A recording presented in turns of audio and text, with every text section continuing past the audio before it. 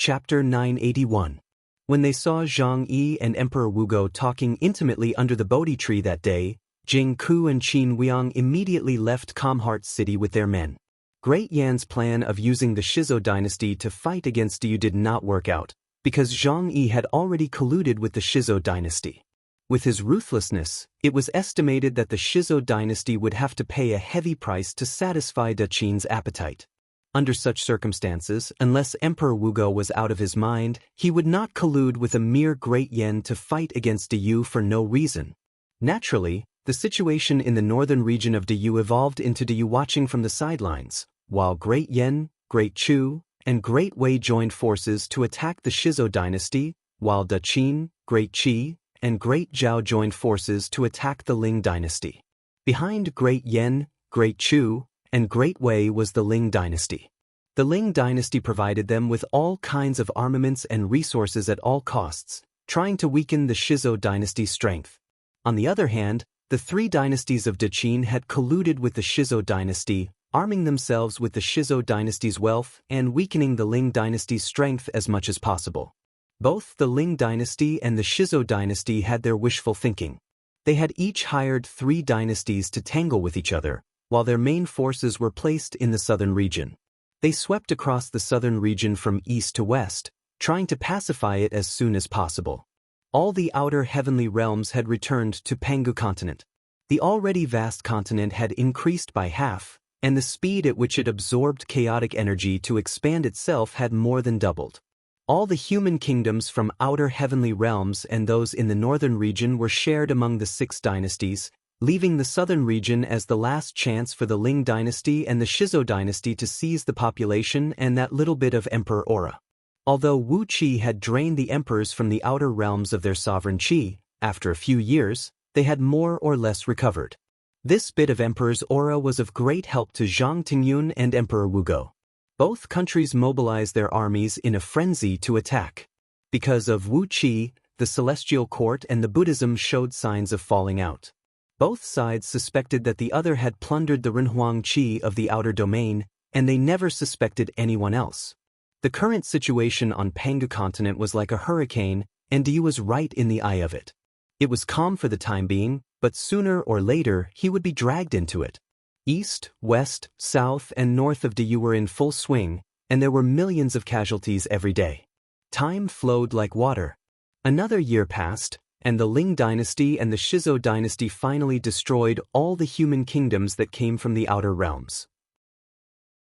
Just as they were preparing for a full-scale war in the southern region, the scouts of both sides discovered Great Wu at the same time. By now, Great Wu had become a behemoth. It alone occupied more than 30% of the southern region, had countless people, and had an enormous army. Although the cultivation base of Great Wu's soldiers was not as strong as the elites of the Ling dynasty and the Shizo dynasty, the Ling dynasty and the Shizo dynasty were shocked to find that Great Wu's city defenses were extremely brilliant, several times stronger than those of their own kingdoms. Moreover, with the help of countless powerful weapons, Great Wu was like an iron-shelled tortoise standing in front of the two dynasties. What made the Ling dynasty and the Shizo dynasty even more uncomfortable was that, under Gigu Zi's deliberate influence, the situation in the southern region had changed extremely strangely. Great Wu occupied more than 30 to 40% of the southern region's land. To the west, the Shizo dynasty occupied more than 20% of the southern region's land. To the east, the Ling dynasty occupied more than 20% of the land, and to the north, about 10% of the southern region's land controlled by Yu. The territories of the four dynasties were not far from each other, and they formed an equidistant quadrilateral. Between the four dynasties was a vast grassland with a circumference of 1,000,000 miles, which could be used as a battlefield. Coincidentally, each of the four dynasties had built a large city on the edge of the grassland, behind which were countless strong city passes. To the north was the Yu dynasty's Dingnan city, to the south was Great Wu's Ironwall city, to the west was the Shizo dynasty's Vajra city, and to the east was the Ling dynasty's Skygazing city. Each of the four cities was 1,000 miles in circumference, garrisoned by countless soldiers, and densely packed with defensive mechanisms. The styles of the four cities were also very different. Dingnan City was simple and unadorned.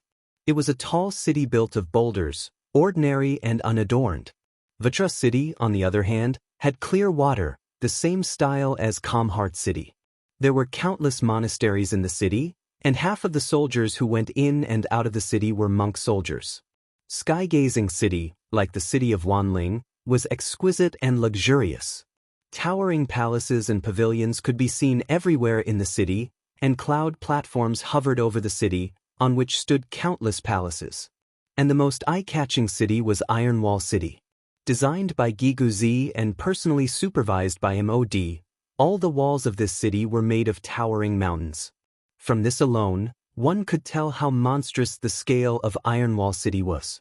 The thick mountain walls were filled with mechanisms, formations, and countless powerful weapons, ready to launch deadly attacks at the enemy at any time. Whether it was the Diyu dynasty, the Shizo dynasty, or the Ling dynasty, they had all sent armies of 30 to 50,000 soldiers to attack Iron Wall City. But, before they could see what the defenders on the wall looked like, the mountain wall facing them suddenly flipped open, revealing countless holes that were as thick as a thumb and looked like a beehive. Countless arrows poured down, riddling the tens of thousands of soldiers like sieves, and not a single one of them could escape back to their own city. The Ling dynasty even sent a supreme oracle to test the defense of Iron Wall City. But as soon as the supreme oracle got within 300 miles of the city, he could no longer sense any natural energy from the outside world, and fell headfirst to the ground. Without uttering a word, the supreme oracle turned around and fled for dozens of miles on his two legs. Only then did he get out of the defensive area of Iron Wall City's no-flying formation, and returned to Sky-gazing City in a sorry state. In the face of such a monstrous city defense, the three dynasties gave up the idea of attacking Great Wu and reluctantly admitted that Great Wu was qualified to meddle in the muddy water of the southern region. Great Wu's defense was as tight as an iron-shelled tortoise with thorns, and it was not easy to attack. While Diyu was strong, he dared not attack Great Wu before he had enough strength. Therefore, in the northern region, the mercenaries of the six dynasties fought fiercely against the Ling dynasty and the Shizo dynasty, while in the southern region, the elites of the two dynasties personally went into battle, fighting fiercely on the million-mile battlefield that Gigu-zi had chosen for them. Today, Sky-gazing City attacked Vajra City, and tomorrow, a few generals of the Shizo dynasty would lead 300 to 500 soldiers to Sky-gazing City. And the day after that, a few scouts of Sky-gazing City would be killed and hung upside down in front of the city gate. After that, a few soldiers of the Shizo dynasty would suddenly disappear, and when they reappeared, they had been refined into flying yakshas and joined the army attacking Vajra City. In South Dingnan City, Diyu's soldiers did not move, and they could not play any tricks. But Great Wu's soldiers in Iron Wall City were different. Under Gigu-zi's training, they were more cunning than anyone else. Today, they would go out and hack a few Ling dynasty soldiers to death and throw their heads at the gate of Sky-gazing City. Tomorrow, they would go out and kill a few Shizo dynasty officers, cut them into pieces, and throw them at the gate of Vajra City. All kinds of means of provocation were used. The Shizo dynasty and the Ling dynasty were like two mad lions, roaring and fighting each other. While sowing discord between the Shizo dynasty and the Ling dynasty, Great Wu secretly sent envoys to the Ling dynasty and the Shizo dynasty, constantly demanding all kinds of benefits from them in exchange for the opportunity to form an alliance with Great Wu. Every time the Ling dynasty and the Shizo dynasty fought in the southern region, Great Wu's terms would rise. Every time the number of soldiers killed on both sides increased by 100,000, the price of these terms would rise again. Under Giguzi's leadership, Great Wu assumed a posture of, "I'm ready to sell everything to the highest bidder." From time to time, he would mobilize 1,000,000 soldiers to patrol outside Iron Wall City, showing off his military might.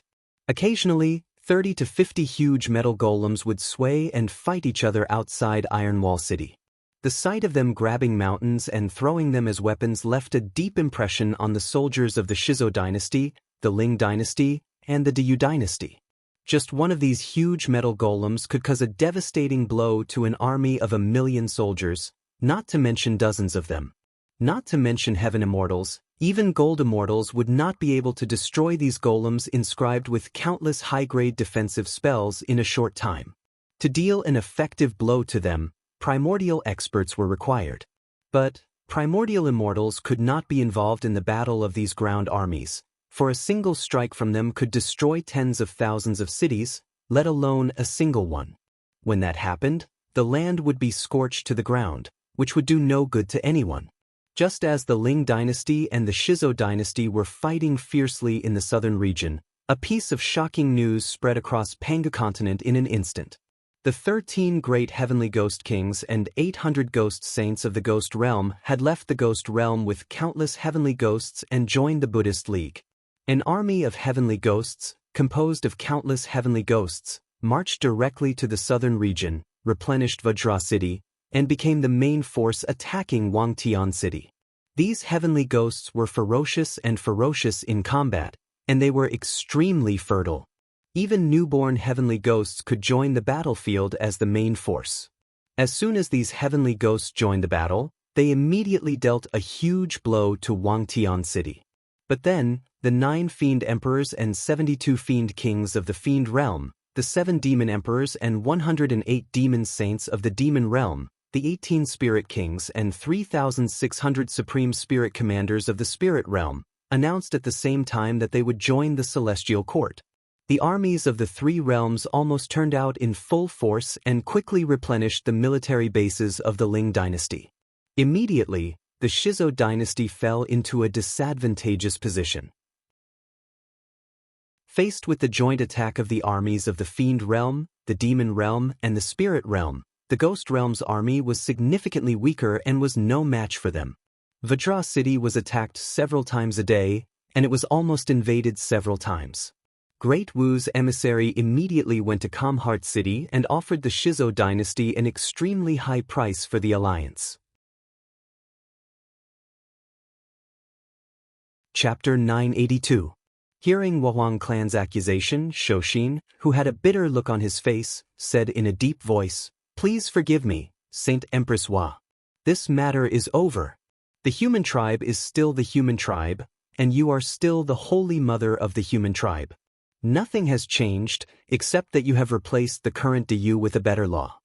Gradually, 2 figures appeared in the 2 masses of spiritual qi. Seeing them, Huang clan nodded in relief. She pointed to the cauldron above her head and said softly, "Wisdom of the past lives, when are you going to wake up? Sui Renshi, Fushi, Zhuanshu, Ku, Yao, Shun, you have been reincarnated in the human world for countless lifetimes. Wake up now, wake up now." No one knew the real names of the 7 Buddhas, and they did not have proper Buddhist names. They just had nicknames for themselves, namely Shoshin, Shoshin, Shui, Shoji, Shozu, Shoyuan, and Shochi. Shoshin ranked first, and had a hairpin in his hair bun.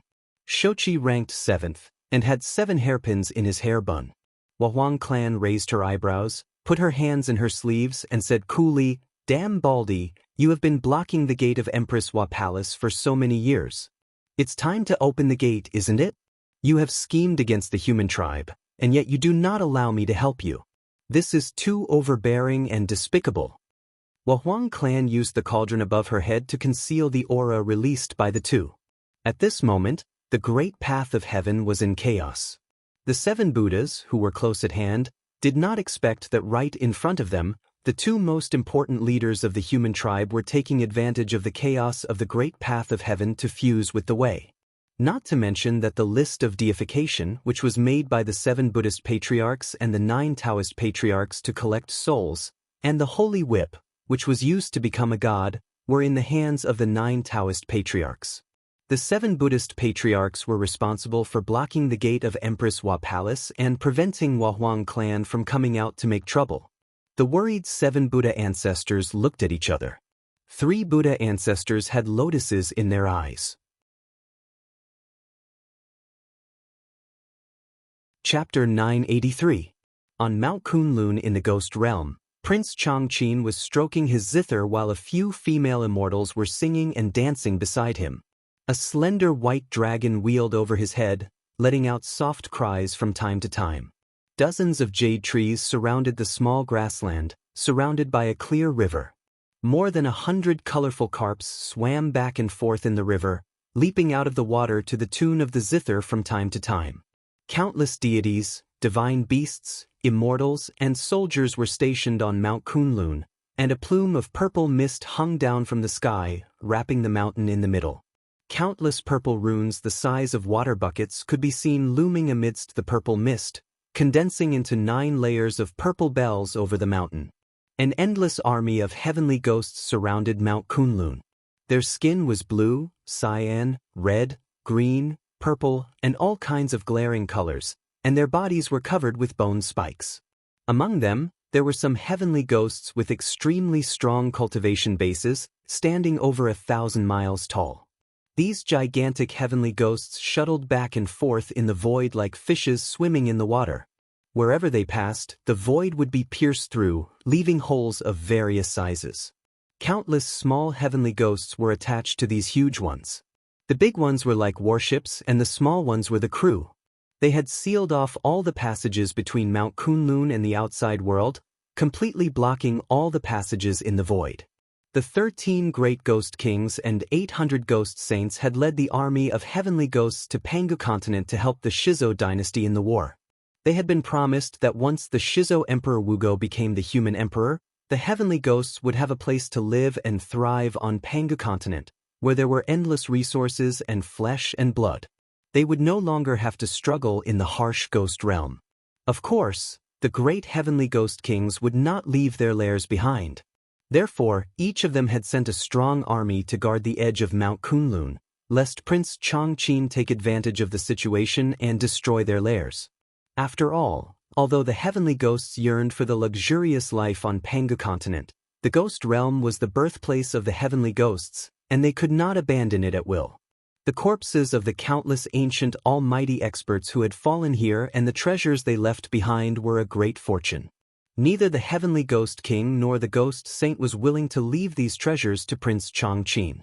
With his fingers gently plucking the zither strings, Prince Chongqing looked at the countless heavenly ghosts in all directions with a smile on his face. How many heavenly ghosts were there? Even with Prince Chongqing's mighty divine sense, he could not count the number of heavenly ghosts here. He could barely count the number of heavenly ghosts that were over 1,000 miles long. There were about 300,000 of them, known as strong heavenly ghosts among the heavenly ghosts, and each of them was as strong as a peak-level gold immortal. Coupled with their innate ability to travel through the void at will, even ordinary primordial immortals would have a headache when they encountered them. They've invested a lot of money. Chongqing pursed his lips into a sarcastic smile. He lifted his collar and looked at the dense sealing runes embroidered on his chest. The Yellow Emperor had personally embroidered them for him, and their purpose was to seal his real cultivation base so that no one could find out how strong he really was. I'll be able to undo them soon, won't I? What a bunch of weak fools. With his mind in a mess, Prince Chongqing put his zither aside and kissed a few female immortals for a while, then walked slowly to the great hall where the mirror of Kunlun was enshrined. The huge mirror of Kunlun was still hovering in the center of the great hall, surrounded by 5-colored auspicious mist. Chongqing pressed his hands on the surface of the mirror, and a strong and solemn power poured into his body, which made him feel at ease. The last time he told Wu Qi that he could not control the mirror of Kunlun at will was the first time in his life that he had lied. In fact, the mirror of Kunlun had been refined into his natal artifact, and his life and death were intertwined. He had reached the point where he could break the mirror if he died, and he would die if the mirror was destroyed. He could easily exert all the power of the mirror of Kunlun, breaking through the void, turning back time, and unleashing all kinds of powerful divine abilities. But at that time, Prince Chongqing could not tell anyone about it. Apart from the Yellow Emperor Xianyuan, the Yen Emperor Shenong, and Empress Envua, no one knew that Prince Chongqing had become one with the mirror of Kunlun. Apart from the 3 of them, no one knew why Prince Chongqing brought Mount Kunlun to the ghost realm. Everyone thought that he was the spy sent to the ghost realm by the human race, who was responsible for monitoring all the realms with the mirror of Kunlun. Do I need to stay here for so many years for such a trivial matter? Prince Chongqing stretched himself and murmured to himself excitedly, "When I'm done with this, I'll have to go back and settle the score with a few old friends in that Taoist sect. With my current strength, should I kill them cleanly or cut them into pieces?" 3 old men in crimson robes walked quietly into the great hall. They looked at Chongqing with a smile and said in a low voice, "May I ask what you want to do this time, Your Highness? By the decree of the great celestial emperor, you'd better not do anything." Chongqing turned slowly, nodded at the 3 old men, and said, "What's wrong? You can't help it." One of the old men said, "It's not that we can't help it, but His Highness is a little distracted these days. He has been presiding over the ghost realm for countless years, and he has never been so restless. So, we know he's going to do something. But you'd better not do anything." Chongqing pursed his lips into a sarcastic smile, then pointed a finger out. 3 white swords, each about a foot long, shot toward the 3 old men's necks at lightning speed. A crisp ringing rang out as the old man in the middle took out an alms bowl the size of a human head and shook it gently. 3 white flying swords the size of leek leaves fell into the bowl with a clanking sound. The old man put the flying swords back into his sleeve with a smile, then turned to Chongqing and said proudly, "Thank you for the gift, Your Highness." 3 flying swords of excellent quality that have almost given birth to a spirit god and become a primordial artifact. "You're really generous, Your Highness." The old man on the left laughed. A stream of purple light flew out of his sleeve, transformed into a flood dragon, and swept toward Chongqing's head with bared fangs and brandished claws. Chongqing stood where he was without moving, allowing the flood dragon to wrap around him a dozen times, then turn into a purple rope as thick as a thumb and tie him up tightly. The 3 old men laughed at the same time, and the old man on the right said, "We've been lurking here for countless years, and the day has finally come. We've captured Prince Chongqing alive, seized the Mirror of Kunlun, and foiled the human race's plan in the ghost realm. We can't run away from this credit." Chongqing just looked at them with a smile and did not put up any resistance. All of a sudden, a furious roar rang out. Kaming, the symbolic divine beast of Mount Kunlun, had sneaked up behind the 3 old men. Riding on its back, Ing Zhao, the divine god of Mount Kunlun, wielded a huge single-edged axe that was spewing flames, and chopped off the 3 old men's heads with a horizontal swing. The Mirror of Kunlun swayed, and a sheet of green light poured out of it. Before the trio's souls could flee, they were sucked into the mirror and suppressed in the depths of it in the blink of an eye. With a gentle shake of his body, the purple rope fell obediently to the ground. He nodded at Ing Zhao and said with a chuckle, "It's a pity that the 3 of them have been working hard all these years. You've deliberately asked them to do all the dirty and tiring work, and they've worked hard for countless years without getting paid. Now that you've killed them, I really can't bear to do it." Ing Zhao twitched his mouth and gave Chongqing a sideways glance. "Who was the one who ordered them to clean the pens and use the manure to plant flowers?" Chongqing laughed and changed the topic. "Is there no movement from the heavenly ghosts outside? Why aren't they attacking us?" Ing Zhao ignored him and left on the back of Kaming. It was obvious that Chongqing was a little restless these days, and he was the kind of person who always wanted to find something to do. Ing Zhao did not want to waste his breath on him. "It's not a good habit to take advantage of your seniority," Chongqing muttered under his breath. Just as he was about to mock Ing Zhao, a sudden energy wave swept over. Chongqing's body trembled, and his eyes suddenly shone with a bright gleam. "The Holy Mother has finally given the order. Does that mean all outer heavenly realms have reunited with Pangu continent? That means more than 90% of the humans in outer heavenly realms have migrated to Pangu continent? Hee, that's wonderful." He patted the Mirror of Kunlun lightly and sighed. "It's a pity for those humans who stayed in outer heavenly realms. But with the protection of the myriad spirit cauldron, their souls are unharmed, and they will be reincarnated as humans again. Hee, those holy immortals and Buddhas, your main dish is here." His eyes widened abruptly as the restrictive talisman in front of his chest dissipated into a great plume of flame, and a terrifyingly strong wave of magic power spread out of his body. Shockingly, he was an almighty expert of the Tao-breaking realm. Although he only possessed the overall strength of a 6th-tier Tao-breaking expert, it was already frightening enough. His body transformed into a beam of light and fused with the mirror of Kunlun.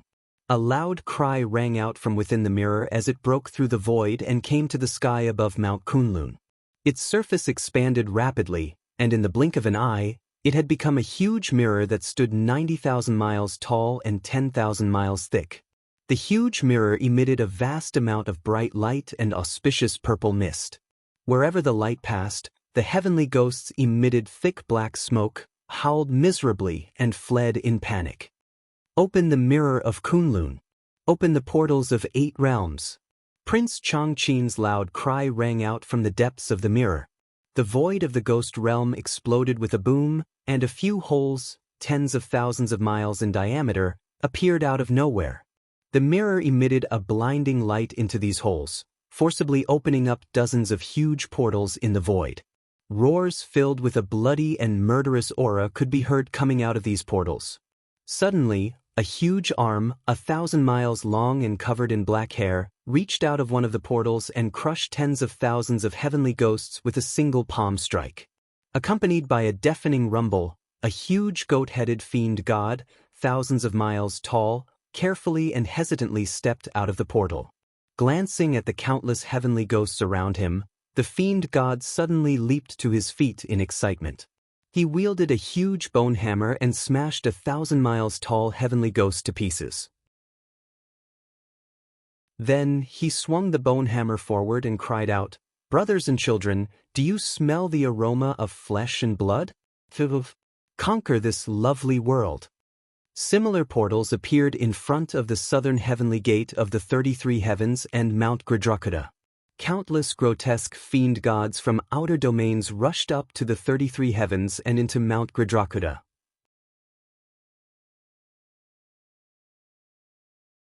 Chapter 984. The Peak of Mount Kunlun in the Ghost Realm. The mirror of Kunlun emitted a bright light, connecting the passages between Pangu World and several outer realms. Pangu World was a complete and perfect world.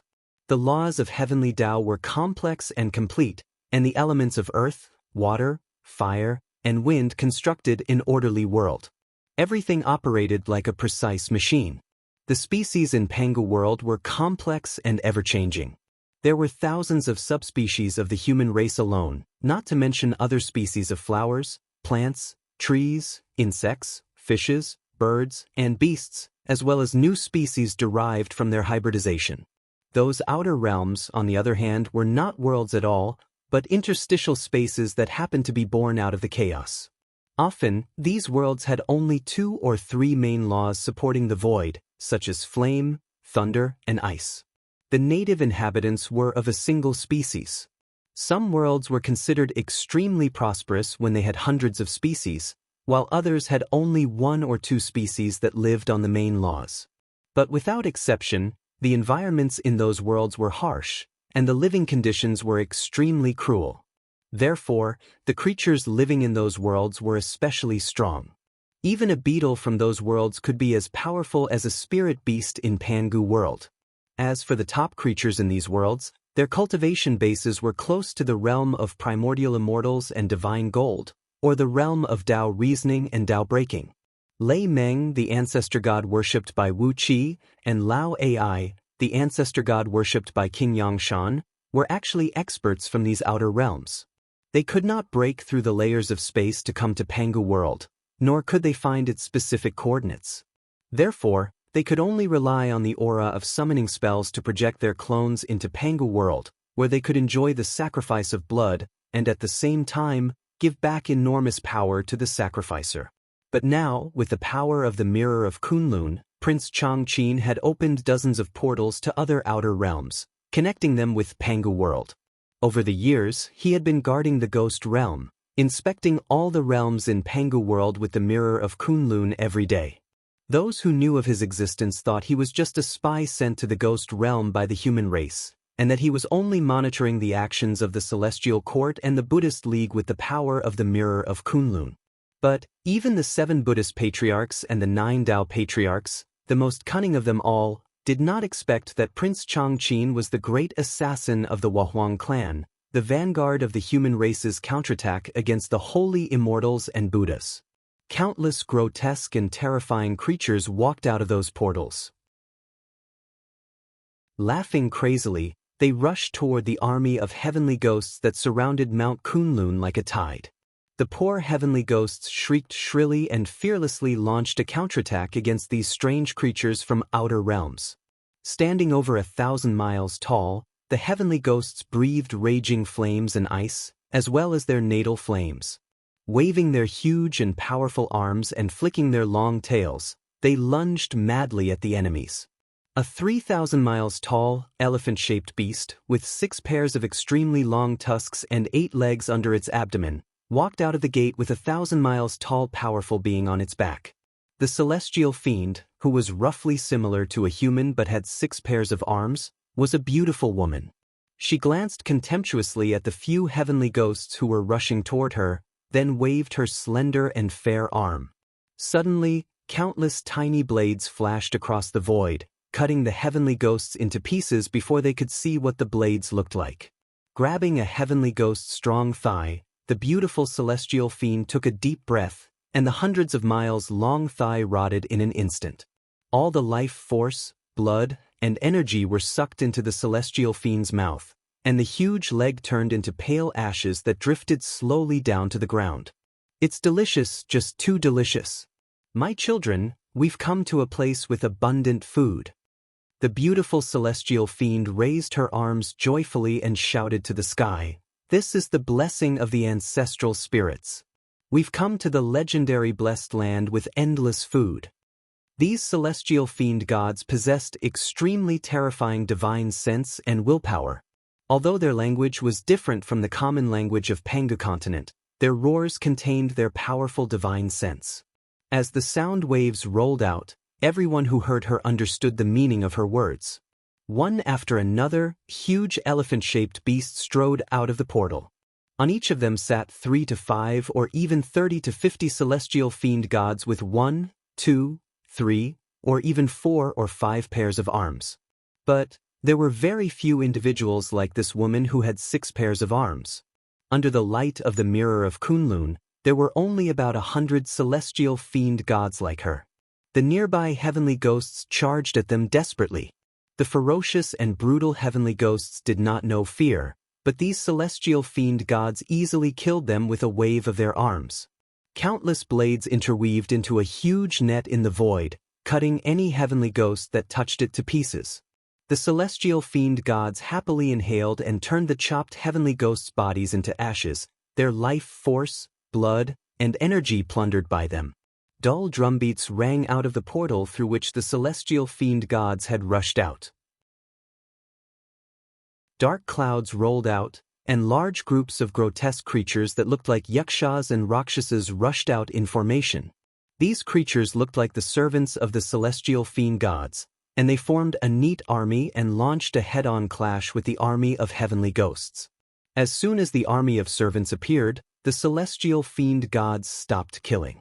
They roared triumphantly and gestured at which army was stronger. The same fearlessness of death, the same sturdiness of their bodies, the same ferocity and brutality. For the first time, the heavenly ghosts had met an enemy that could match them in brutality and brutality. The ferocious nature in the bones of the heavenly ghosts broke out. They roared and launched a desperate attack on the enemy, and some of them even blew themselves up when they attacked, blowing up a large number of enemies into pieces. The racial talent of the heavenly ghosts was activated. They began to break through the void and attack the enemy in all directions like ghosts. The army that came from the outer realms suffered a great loss immediately. The great Tao of Pangu world had suppressed part of their power. Although they were not much weaker than the heavenly ghosts in terms of physical strength, and were even more ferocious and brutal, they were no match for the heavenly ghosts who could travel freely in the void. The laughter of the celestial fiend gods came to an abrupt end. Their slave army was smashed to pieces by the heavenly ghosts, and they snorted sulkily. However, they seemed to have a very strange racial tradition. Their slave army was being beaten to a pulp by the heavenly ghosts, but they did not make a move.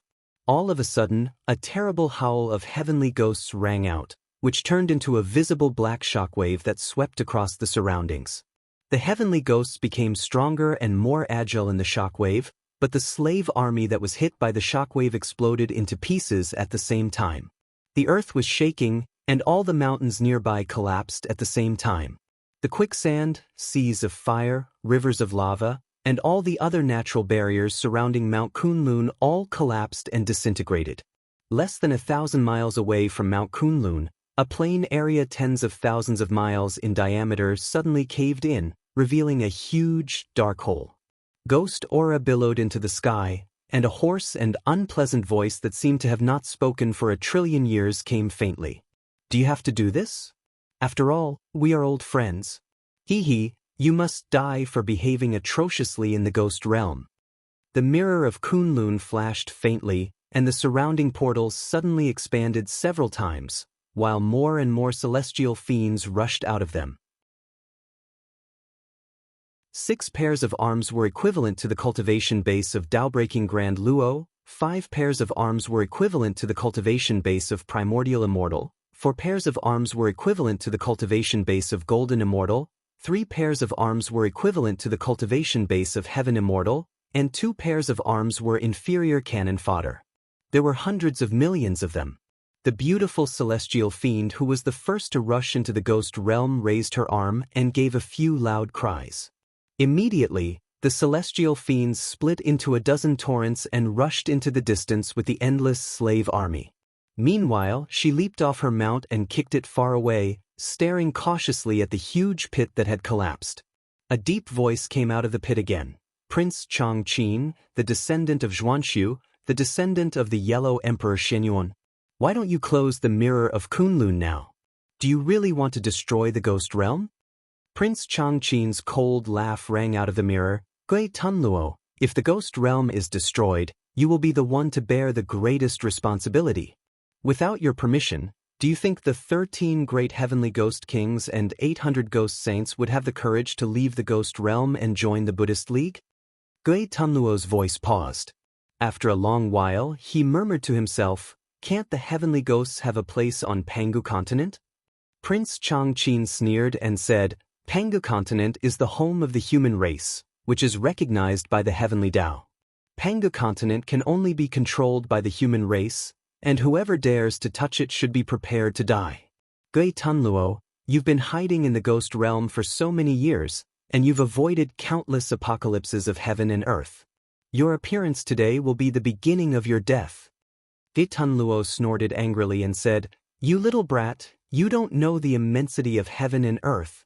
When I, Gui Tunluo, was running amok, your human ancestors had not even appeared yet. If I hadn't been sucked into the ghost energy and been forced to transform into a heavenly ghost, I wouldn't have been cultivating in seclusion for so many years." Followed by 2 thunderous booms, 1,000 miles wide, gigantic, purple ghost claw suddenly reached out of the pit and clawed heavily on the ground. Quite a few mountains were easily crushed by this pair of ghost claw. Gui Tunluo grinned hideously and said in a low voice, "Well, I'll slaughter all these ignorant fools first, and then I'll deal with you, you little brat.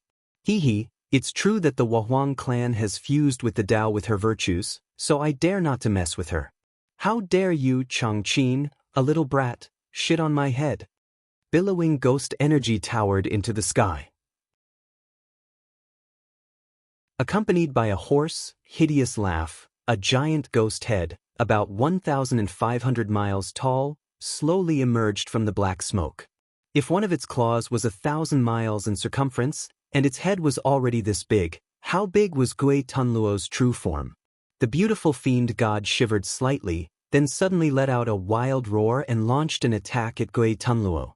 Like a meteor shower, countless knife lights hacked at Gui Tunluo's head in a messy manner.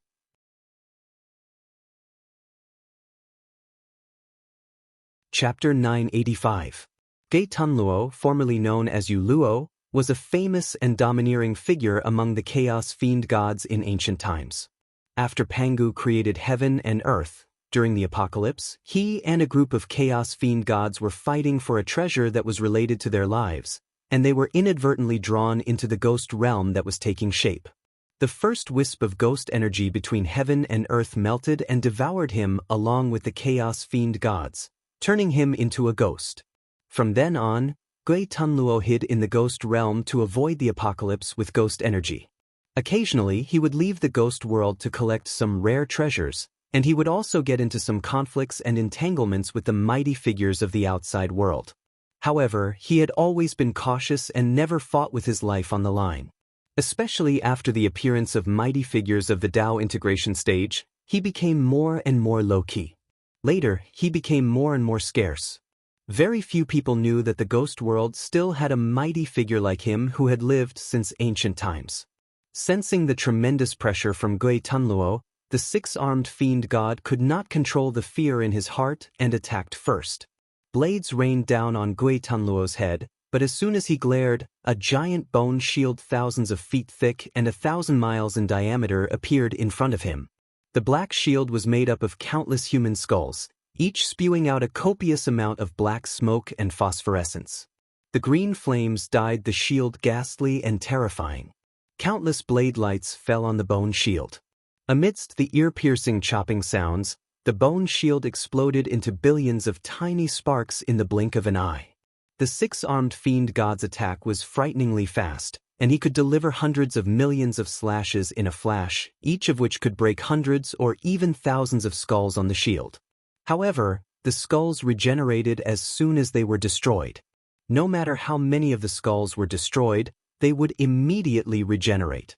In the span of 7 or 8 breaths, the six-armed demon god had attacked countless times, but not a single hair on the bone shield had been damaged. Gui Tunluo sneered as he slowly rose from the ground. His entire body was a deep violet color, and his entire body was bright and clean. There was no skin on his body, and a layer of hard and smooth armor that was like glass had replaced his skin, causing him to simply look as if he was made of steel. He looked no different from a human being, except that his face was extremely hideous. More than 10 thick tusks protruded from his mouth, and a thousands of miles long tail was hanging from his butt. His joints, spine, and tail were all covered with pitch-black bone spurs. Gui Tunluo slowly rose to his feet.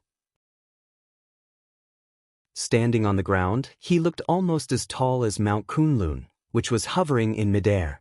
Taking a deep breath, Gui Tunluo stared at the mirror and said with a cold grin, "Chongqing boy, if you don't close the door now, don't blame me for smashing this extraordinary treasure with a punch." Prince Chongqing laughed mockingly and said, "Old man, with your identity, are you here as a guest by sneaking to a place less than 1,000 miles away from Mount Kunlun?" He probably already had the intention to overthrow Kunlun Mountain, right? Don't boast so much. Let's get rid of these fiend gods first. The six-armed fiend god returned empty-handed. She took a few steps back in exasperation, then stepped on a river of lava and suddenly threw her head back and roared. A dark cloud mixed with thunder and lightning shot out of the portal she came out of and poured into her body. Like a balloon, the fiend god slowly grew to about 10,000 miles tall, which was exactly the same height as Gui Tunluo. Chongqing's smile grew wider. "Gui Tunluo, she's going to fight you seriously. Don't fail miserably and bring shame to the chaos fiend god." Gui Tunluo snorted angrily. He grabbed the bone shield shrouded in phosphorescence and mounted it on his left arm, then clenched his right hand into a fist and threw a clean punch at the fiend god. As soon as Gui Tunluo threw out his fist, the entire ghost realm trembled. All the ghost energy within 1,000,000 miles suddenly gathered around his fist, turning into a layer of light that was 100 miles thick and wrapping around it. Then he threw it out like a shooting star, leaving a long trail of flame in his wake. The fiend god's 12 arms crossed in front of her, and Gui Tunluo's punch easily hit her. A loud rumble rang out as 2 blasts of air swept past the 6-armed fiend god. Wherever they passed, large numbers of low-grade fiend gods and heavenly ghosts were vaporized, while the 6-armed fiend god was knocked back several thousand miles and slammed headfirst into Mount Kunlun, which was enveloped by 9 layers of purple light bells. It was as if cold water had been poured into a pot of boiling oil. Kunlun Mountain remained unmoved, but the back of the six-armed fiend celestial god seemed to be corroded by concentrated sulfuric acid.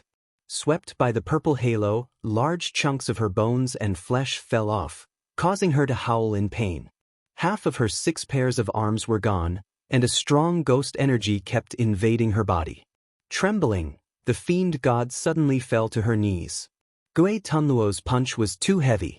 Not only were her arms severely injured, but her knees were also injured by the tremendous force, and they could no longer bear the weight of her huge body.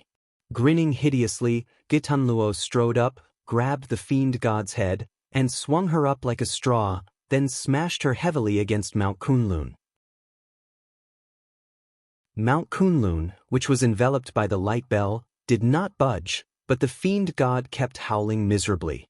Every time her body touched the bell, a large piece of her body would be corroded away, and the heavy force of the blows shattered her bones. After dozens of blows in a row, all her bones were shattered into powder. Gui Tunluo's claws had even crushed her skull and pierced deep into her brain tissue.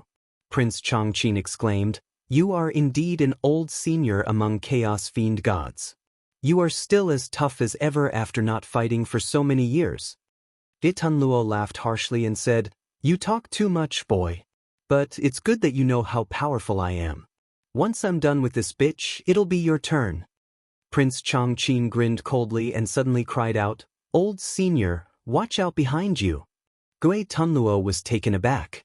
His long tail suddenly disappeared, and like a phantom, he swung it backward in an arc of light. However, there was nothing behind him. Instead, dozens of 6-armed demon gods suddenly charged at him from the left and right. Countless saber lights transformed into a continuous mountain of sabers that swept down. Gui Tunluo was slightly taken aback. He dropped the fiend god, who was gasping for air, and raised his arms to fight back. Suddenly his legs sank, and 6 fiend gods with 6 pairs of arms appeared out of thin air, grabbing both of his legs. Then, countless flashes of light burst out of his body, and a deafening clang rang out. Gui Tunluo's body swayed as he was hacked, and like the last yellow leaf on a tree trunk in a storm, he struggled and twisted in the blade light with great difficulty. The cultivation base of the 6-armed fiend gods was comparable to that of a Tao-breaking expert. Although Gui Tunluo's fiend flame was monstrous, he had not fused with the Tao, and his cultivation base was only at the peak of the Tao-breaking realm. However, he had lived for a long time, and his ghost body had been tempered to be extremely tough, and the ghost energy in him was enormous. In terms of his fundamental energy essence alone, he was comparable to dozens of ordinary Tao-breaking experts. But, in the face of the joint attack of dozens of 6-armed fiend gods, and their numbers were increasing, Gui Tunluo had a hard time resisting. Although his body looked unscathed, each slash consumed a great deal of his ghost energy, and the strange energy attached to each slash penetrated deep into his body, causing his ghost energy to vibrate and make him feel very uncomfortable. Prince Chongqing sneered and said, "Be careful, old senior. Their numbers are increasing. Her Majesty has told us that there are too many powerful figures on Pangu continent, and each of them is very cunning and has many tricks up their sleeves. But, no matter how many tricks they have up their sleeves, there are so many scapegoats in the outer realms, and we can always exhaust these old seniors to death by throwing our lives at them." Gui Tunluo, whose head was sputtering with sparks and eyes darting from side to side, exclaimed, "It was Empress's idea to use the mirror of Kunlun to communicate with the outer heavenly realms and attract these fiend gods? How could she do this?" Prince Chongqing sighed softly and said, "There's no other way. They have come to Empress's palace, so what else can we do?" Gui Tunluo gritted his teeth and said, "What did those good-for-nothings from the 7 Buddhist patriarchs and 9 Tao patriarchs promise me? They said there would be no future trouble, and that the Wahuang clan could only sit back and watch Pangu continent fall into our hands? Is this what you call no future trouble? The ghost realm has never been invaded since it was born, and now all kinds of people are coming here." Before his voice had died away, a long howl rang out in the distance, and a rough voice bellowed, "Brothers, there's a powerful beauty here. Let's go kill him and eat him. The stronger the prey, the more abundant the blood essence, and the better the taste." Gui Tunluo, whose head was in severe pain from the beating, turned his head and looked over. Nearly 100 fiend gods, who were similar in size to centaurs, with their lower bodies covered in scales and their upper bodies that of burly men and 3 pairs of curved horns on their heads, were charging toward them with huge stone axes in their hands. They were trampling countless multi-armed fiend gods and heavenly ghosts along the way, howling and roaring.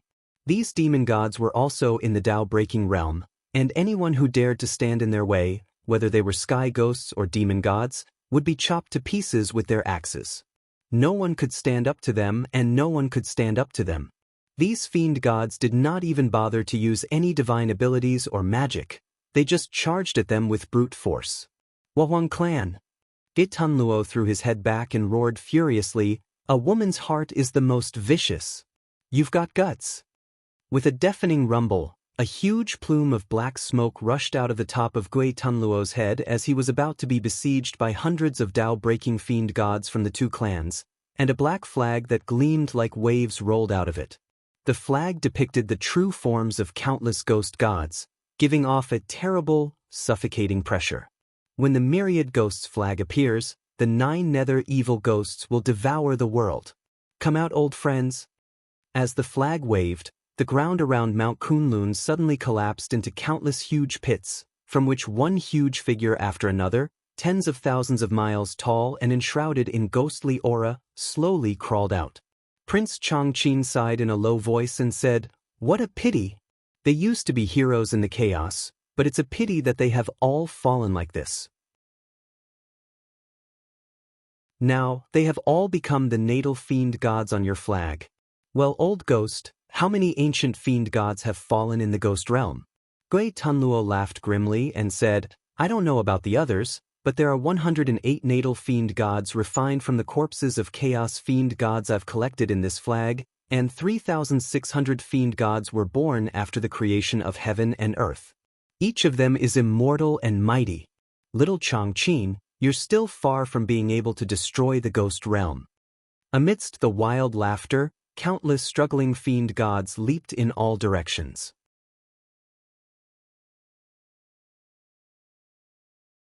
Chapter 986.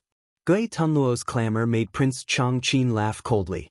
"Old ghost, are you saying I can't make the ghost realm suffer? Well, how about this?" The mirror of Kunlun glowed brightly and spewed out a roar that sounded like a tidal wave. The number of portals in the sky above the ghost realm increased, and the diameter of the existing portals suddenly skyrocketed by more than 10 times. More and more strange creatures from the outer realms poured in, and the speed at which they did so was at least dozens of times faster than before. After all, the portals had grown so much that the number of people who could travel together with them had greatly increased. Gui Tunluo was so angry that his mouth was full of saliva. Holding the myriad ghost banner in his hand, he howled and wanted to jump up and curse Prince Chongqing. But how could he jump up when 6 six-armed fiend gods were clinging to his legs? Furious, Gui Tunluo's body flickered as he activated the innate divine ability of the heavenly ghosts. He vanished into thin air and reappeared hundreds of miles away in the blink of an eye. A centaur fiend god, who had just chopped 2 powerful heavenly ghosts to pieces with a large axe, was stunned when Gui Tunluo suddenly appeared in front of him. Grinning hideously, Gui Tunluo swung the myriad ghost banner at the fiend god. Amidst a shrill ghost howl, streams of light suddenly shot out of the fiend god's 7 orifices.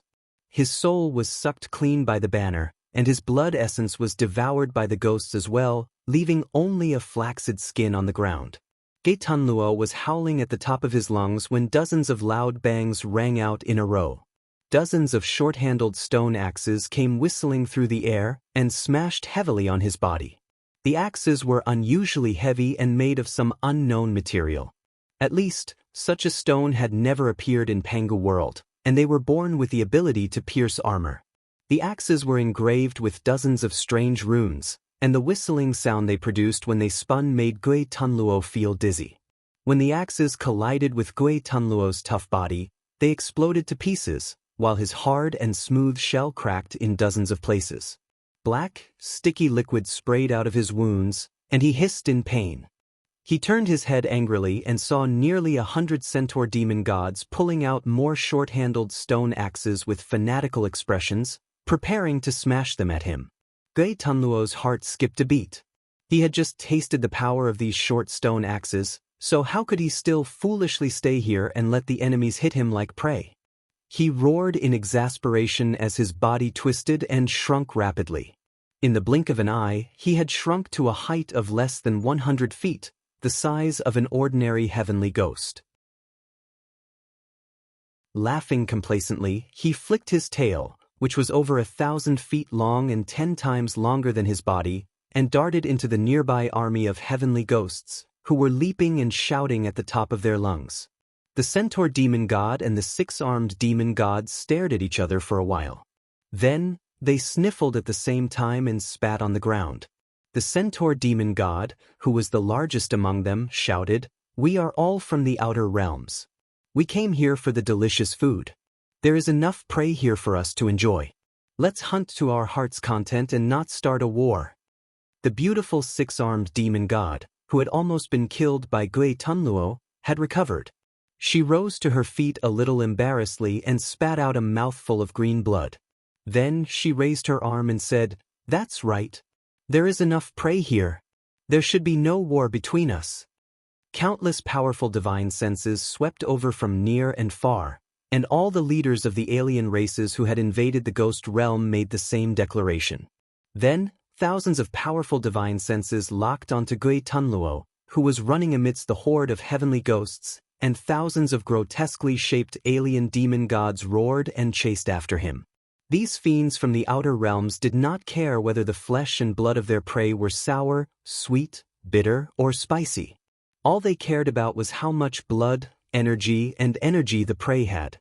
The more abundant the blood, energy, the more delicious it was to them. Gui Tunluo's status in the ghost realm was supreme, and his cultivation base was the strongest. Therefore, his blood, energy were the strongest, and he was the most delicious food in the eyes of all the alien demon gods. If they could devour Gui Tunluo's body, their strength would certainly increase tremendously. Hiding among the heavenly ghosts, Gui Tunluo was like a bright lamp in the dark, emitting a dazzling light to attract the attention of these demon gods. Nearly 100 alien demon gods and thousands of demon gods leaped at Gui Tunluo at the same time. They had also shrunk their bodies, with the tallest being no more than 1,000 feet tall, and the shortest only about 10 feet tall. Howling merrily, they raised their weapons and rushed at Gui Tunluo. Gui Tunluo grumbled as he glanced around. Among the 108 natal fiend gods in the flag, the ones refined from the bodies of fallen chaos fiend gods were being attacked by tens of thousands of foreign fiend gods, while the 3,600 natal fiend gods refined from the bodies of fallen ghost gods were also being besieged by countless armies. It was like ants trying to devour an elephant. Although the elephant could kill countless ants with one stomp, it could not withstand the overwhelming number of ants. The original fiend gods summoned by the streamer were all tens of thousands of miles tall, while the outsider fiend gods were all different in height. The taller ones were hundreds of miles tall, while the shorter ones were no different from ordinary people. They climbed onto the bodies of these original fiend gods, thrusting and stabbing with all kinds of strange weapons. Among them, some fiend gods who were strong enough actually managed to break through the defense of their original fiend gods and truly hurt them. Die! A furious roar came from afar. One of the natal fiend gods in the banner had a dragon-like body and bones all over his body. His true form was Hegu, an ancient chaos fiend god who had fallen. He gave a deep roar, and suddenly, countless bone spikes shot out from his body. Wherever these bone spikes passed by, everything that was tangible turned into blood and splashed in the air. This strike swept through a radius of 5,000 kilometers, killing countless fiend celestials from the outer realm. It forcefully created a blood-colored empty space in the sea of people. However, this empty space only lasted for less than the time of a breath before a loud crashing sound was heard. Like a tide flowing backwards, the black sea of people once again drowned Hegu's body. Dozens of demon gods with 5 pairs of arms raised their sabers and hacked at Hegu, shattering his bones one by one and chopping up the tens of thousands of alien creatures attached to him. The myriad ghost flag trembled violently as ghost energy kept pouring into Haegu's body. It took Gui Tunluo countless years to extract the essence of the first wisp of innate ghost energy from the endless ghost energy in the ghost realm, and he had refined it together with the bodies of 108 fallen chaos fiend gods and 3,600 fallen acquired ghost deities.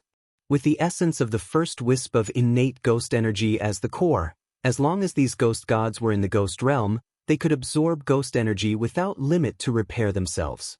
As long as they were in the ghost realm, these natal fiend gods were immortal and indestructible.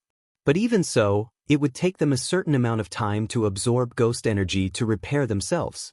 Moreover, the attacking frequency of these endless alien creatures far exceeded the healing efficiency of these natal fiend gods, and the damage they caused in a short period of time exceeded the healing efficiency of these natal fiend gods.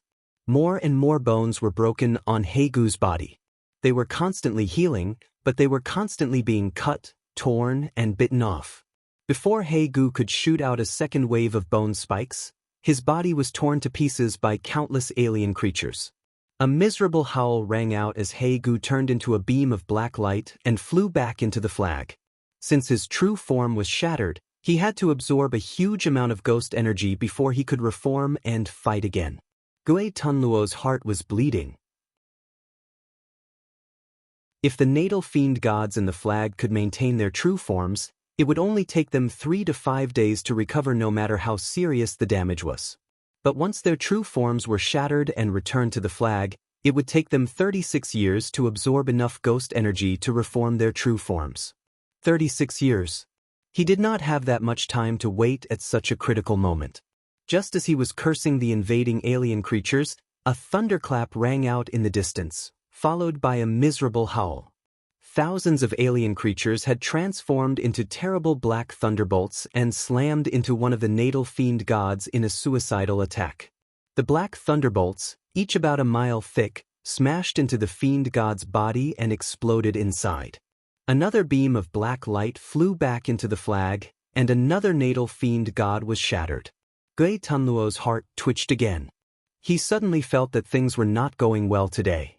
This was the first time he had used the flag. Was he going to suffer a great loss? Before he could come up with a countermeasure, miserable howls rang out one after another, and beams of black light kept rushing back into the flag. Before each natal fiend god was killed, they had killed at least several experts with equivalent cultivation bases, as well as trillions of cannon fodder. But the number of invading alien creatures was too large, and they were wiped out by the enemy's overwhelming numbers. As more and more natal fiend gods rushed back into the flag, Gui Tunluo's heart beat faster and faster, and he finally began to panic. All of a sudden, a burst of strange laughter rang out, and then a gray net shining with a blinding light caught Gui Tunluo in the blink of an eye. A fiend god, who looked like a toad and had only 3 legs under his abdomen but a human face, caught Gui Tunluo with the net in his hand. Then he turned and ran away triumphantly with Gui Tunluo in his hand. As he ran, he burst into laughter and said, "It's mine! It's mine! Don't take it! Brothers, it's time to enjoy your meat." Gui Tunluo's face turned blue with anger. Just then, dozens of beams of black light flew back into the flag. He opened his eyes and looked back, only to see thousands of hideous fiend gods roaring and chasing after him. Clearly, they had their eyes on his good meat. At least 30 of them had an aura that was not weaker than Gui Tunluo's, and some were even more ghastly and terrifying. The flag trembled violently. Gui Tunluo gritted his teeth and gave the glowing mirror of Kunlun hanging high above Mount Kunlun a venomous look. Then, with a sway of his body, he disappeared from the net. "Retreat, boys! Retreat!" Gui Tunluo's voice rang through the entire ghost realm. Countless heavenly ghosts immediately disappeared and followed Gui Tunluo toward Pangu continent. The invading fiend gods also rushed out of the ghost realm and into the boundless starry sky.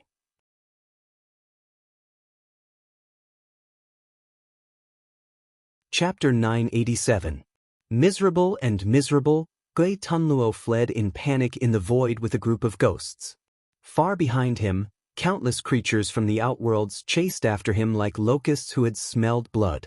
Because there were too many of them, they formed a thick dark cloud in the void, obscuring the light of the stars as they chased after Gui Tunluo. Gnashing his teeth, Gui Tunluo fled with countless heavenly ghosts in front of him. Heavenly ghosts had the ability to travel through the void, so they were much faster than their pursuers, so they did not have to worry about being caught up. But the humiliation of being forced to leave his home made Gui Tunluo's eyes burn with hatred. The myriad ghosts banner was extremely powerful, and Gui Tunluo was even confident that he could fight a Dao fusing expert for a short time with its power.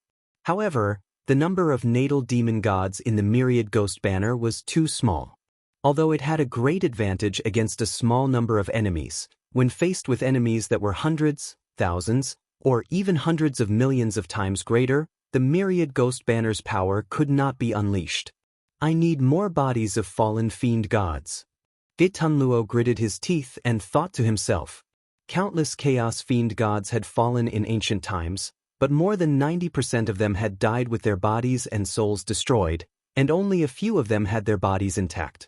He had searched the entire world of ghosts and souls, but he had only managed to gather these few natal demons. Where could he find more demon gods' corpses? Just as he was worrying about this, a huge hole suddenly appeared in the void diagonally, and a huge figure wrapped in a black and sticky fiend flame rushed out of it.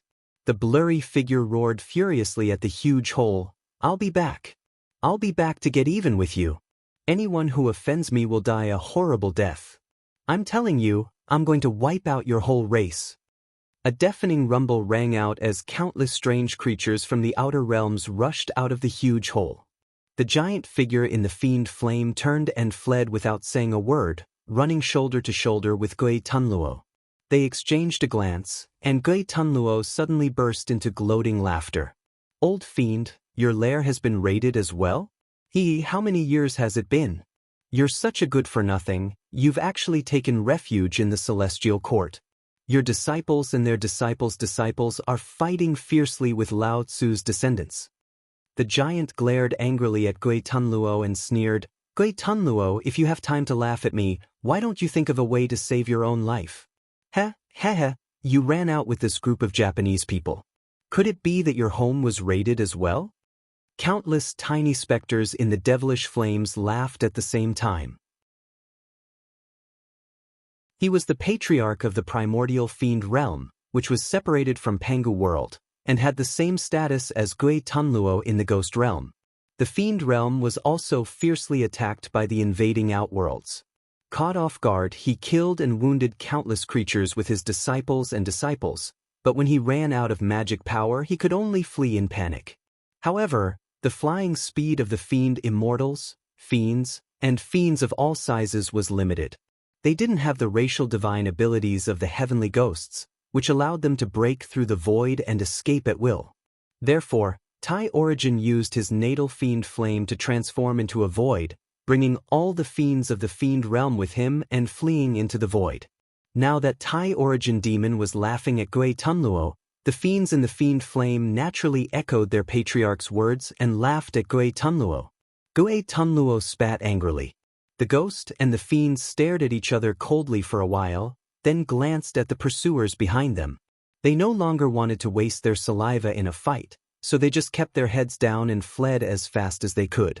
Everyone was running for their lives. Putting aside the eldest brother and the second brother, no one was more glorious than the other, so it was better to focus on fleeing with the others. Along the way, they passed through countless heavenly realms with countless heavenly ghosts, and the outworlds had divided their forces to invade inhabited planets, large and small. 90% of the humans from the outworlds had returned to Pangu continent with the outer heavenly realms, but there were still 10% living on countless planets. On these planets were the immortals and cultivators from the immortal sects who had invaded Pangu continent.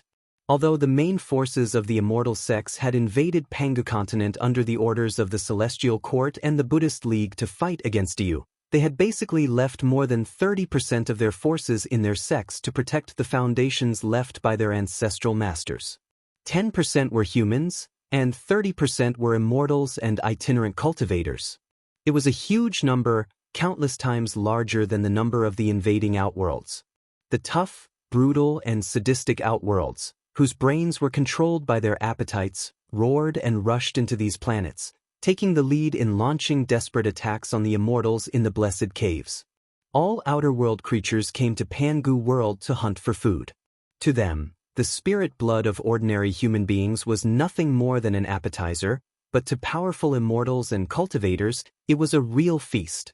Therefore, all the outworlds were temporarily dismissive of the mortals, and all their attention was focused on the immortals and cultivators. For a moment, the countless blessed caves in the outer heavenly realms had turned into azuras, and the outworlds who had invaded Pangu world were showing signs of wiping out the entire Taoist heritages of the Tao League and the Buddhist League in the outer heavenly realms. The bases of all the immortal sects who had invaded Pangu continent were still on those planets in the outer heavenly realms. Their scriptures, various tokens and magical treasures left behind by their ancestral masters, and even the remains of their fallen ancestral masters were all left in their sections. If these sects were completely wiped out by the invading fiend gods, they would, in a sense, become rootless duckweeds. The Wahuang clan did not strike, but when she did, it was with the intention of wiping out the weeds. The 7 Buddhist patriarchs and the 9 Tao patriarchs would never dare to do this to the human race. The human race enjoyed the great fortune of heaven and earth, and was protected by the heavenly Tao of Pangu world. Even existences of the Tao-fusing realm would be killed if they dared to destroy the human race. But the heavenly Tao of Pangu world had never protected immortals and Buddhas. Even if the Wahuang clan killed all the immortals and Buddhas, the heavenly Tao would only bestow her with immeasurable virtues. Perhaps only today would the 7 Buddhist patriarchs and the 9 Tao patriarchs truly understand what it meant to never offend a woman. Gui Tunluo and Taisher Demon, the 2 black-bellied men, exchanged a glance when they saw the endless pursuers looting and attacking the Taoist and Buddhist temples along the way. Then, they led the pursuers in a circle in the outer heavenly realms. They deliberately brought their pursuers to the most famous and powerful Taoist and Buddhist sects for a stroll. Wherever they passed, the fiend celestials of the other realms would split up and launch bloody attacks on the Taoist and Buddhist sects as though they had discovered a new continent. The number of fiend gods chasing after Gui Tunluo and Taisher Demon gradually decreased, but the number of immortal sects they had harmed increased. After fleeing in the void for more than half a year, they had no idea how many immortal sects had been harmed by the 2 villains. Just as they were figuring out where to lead the pursuers to, countless fiend gods from the outer heavenly realms came whistling toward them, and the ones leading them were also old acquaintances of Gui Tunluo and Taisher Demon, the desolate emperor of the demon realm and the Bailing queen of the spirit realm.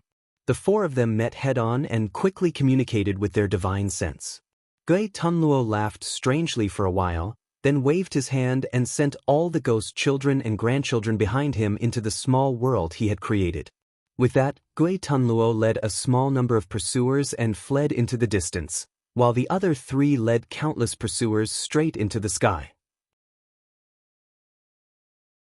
Putting aside the Thai origin demon, the desolate emperor, and the Bailing empress, Gui Tunluo continued to provoke his pursuers as he flew higher into the sky.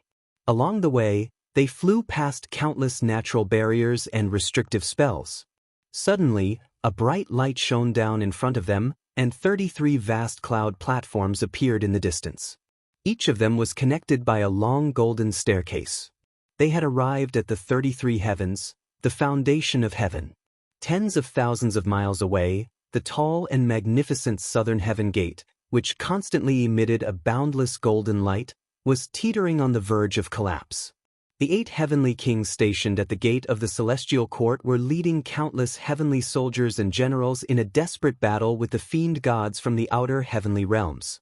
In addition to the 8 heavenly kings, Grand Emperor Huang Xingtian, who was stationed at the first heaven of the celestial court, was accompanied by countless immortal officials, immortal monarchs, heavenly lords, spirit officers, heavenly generals, heavenly marshals, and countless other immortals and heavenly soldiers. The fiend gods from the outer heavenly realms were ferocious, but with their excellent immortal armors, well-trained formations, and the countless defensive formations that the Celestial Court had set up over the years, the Celestial Court was barely able to fight the fiend gods at the Southern Heaven Gate. As the most important gate of the Celestial Court, the Southern Heaven Gate itself was a chaotic spirit artifact with great power. When the soldiers of the Celestial Court fought near the gate, their cultivation base would increase by at least 3 tiers on average, while the enemy's strength would be suppressed by at least 30%. On top of that, the Southern Heaven Gate had sealed off the void, and the only passable area was less than 10 miles wide. Thus, the fiend gods from the outer heavenly realms could not deploy their forces. Sword beams and saber shadows were everywhere, and thunderbolts and flames were shooting everywhere. Deafening booms kept ringing out, and thousands of heavenly soldiers, generals, and creatures from the outer heavenly realms were smashed to a pulp with every snap of a finger. Once the bodies of the heavenly soldiers and generals were shattered, their souls would immediately be protected by an invisible force and sent into the void. Once the bodies of the creatures from the outer heavenly realms were shattered, the immortal light on the Southern Heaven Gate would sweep across and shatter their souls into the tiniest particles. The two sides were barely in a stalemate, but thousands of powerful fiend gods from the outer heavenly realms were attacking the Southern Heaven Gate. Once the gate collapsed, given Grand Emperor Huang Zhengtian's lowliest position in the Celestial Court and his weak army, the First Heaven would immediately be massacred by the fiend gods. With a smug smile, Gui Tunluo transformed into a beam of black light and rushed to the Southern Heaven Gate.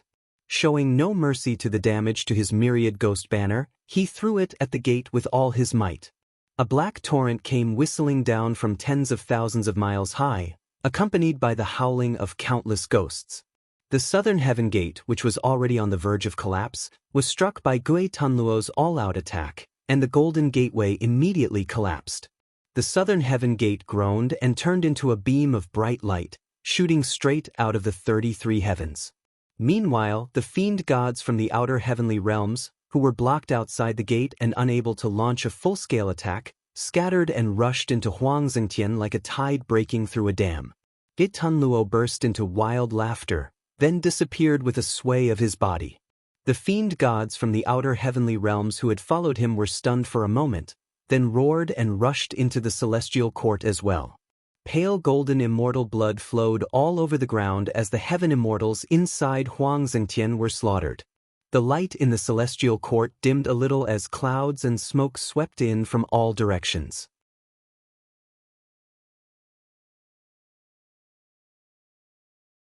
Chapter 988. The Great Vulture Mountain, an important place of Buddhism, was not just one mountain, but the collective name of 7 huge mountain ranges. The 7 patriarchs of Buddhism were born in the chaos. They were brothers who had been helping each other since before the creation of the world, until today, when they founded the prosperous Buddhism. After their birth, they did not refine their bodies into magical armors like the other chaos fiend gods, nor did they use Yuan Ling's nether realm as a herb garden to grow herbs like the old man in Wu Qi's previous life, but turned it into 7 mountains, which became the foundation of Buddhism. Each of the 7 mountains had a different shape. They stretched for trillions of miles and floated in the vast void. 7 beams of light shone down from the sky, causing the 7 mountains to shine with light. From far away, these 7 majestic mountains could be seen. The mountains were connected end to end, forming a long chain of mountains in the void like a dragon. From the beginning to the end, the Great Vulture Mountain was protected by countless restrictive spells of Buddhism.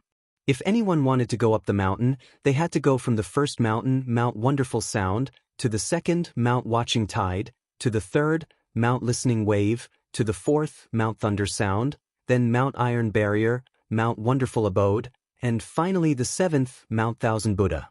The Great Spirit Vulture Mountain was formed by these 7 mountains.